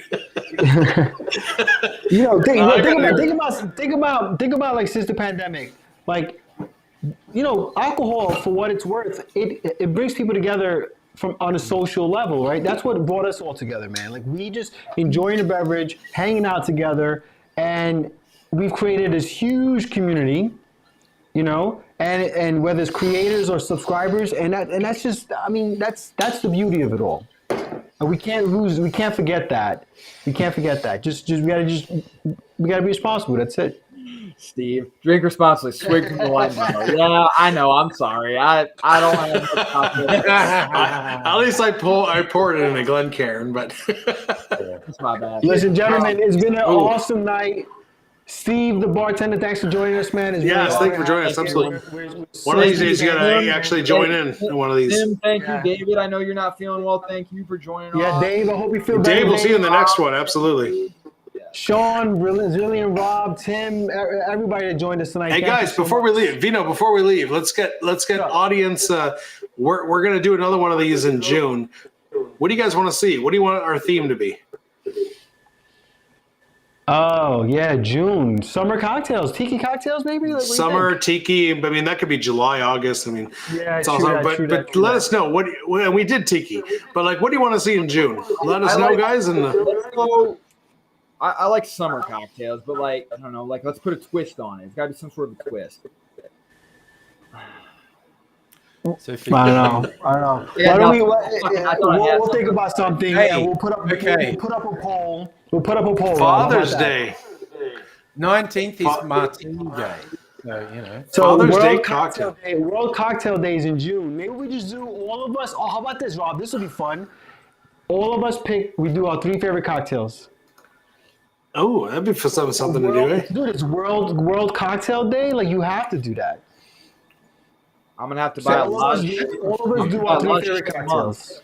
That'd be interesting though. If everyone does like 2 or 3 of their favorite cocktails, that'd be fun. I think that'd be awesome. That'd be awesome. Cocktail Days next week. I'll see you guys next week. I know the other Australian guy. I don't remember his name. He said in June. Well, I mean, people just make this crap up, but there is. I took a list of all of them. Let me see. I don't want to argue with Andrew because Andrew, like the first year of his channel, it was about whatever cocktail drink day. Remember that? Yeah. Yeah. There's a site called Drink Days that lists things, but people it's marketing. People just make this crap up. But next week is supposedly the anniversary of the first time the word cocktail was defined in a dictionary. Oh. May 13. Here we go. I got it. So So June 2nd is National Moonshine Day. June 3rd is World Cider Day. June 4th is National Cognac Day. June 8th is World Gin Day. June 14th is National Bourbon Day. June 9th, that's weird, I went back, National Martini Day. And then we're in July. So that's it for June. Rob, before you go on, if Steve can get us all a bottle of Threefold, we could do National Gin Day. Yeah, I was saying, National Gin Day. There you go, Steve. The pressure is on, Steve. The pressure's on. Send those bad boys international shipping there. I'll pay the tax. I'll pay the shipping. Just let's get a. Yeah, we'll do a gin cocktail with Threefold. I would actually pay whatever it would cost to get a I bottle. would too, actually. When I saw you doing that, I was very curious. I will. Dude, I'm distributing for whatever. I bought 10 of his freaking cocktail books. I think I'll buy 1 bottle of gin. If you know an importer, what do we need? Like, what do we need for that? Gin Day. I'm hearing an echo of myself. To get his gin here, we need to know an importer. I will. How about this? I'll take a flight.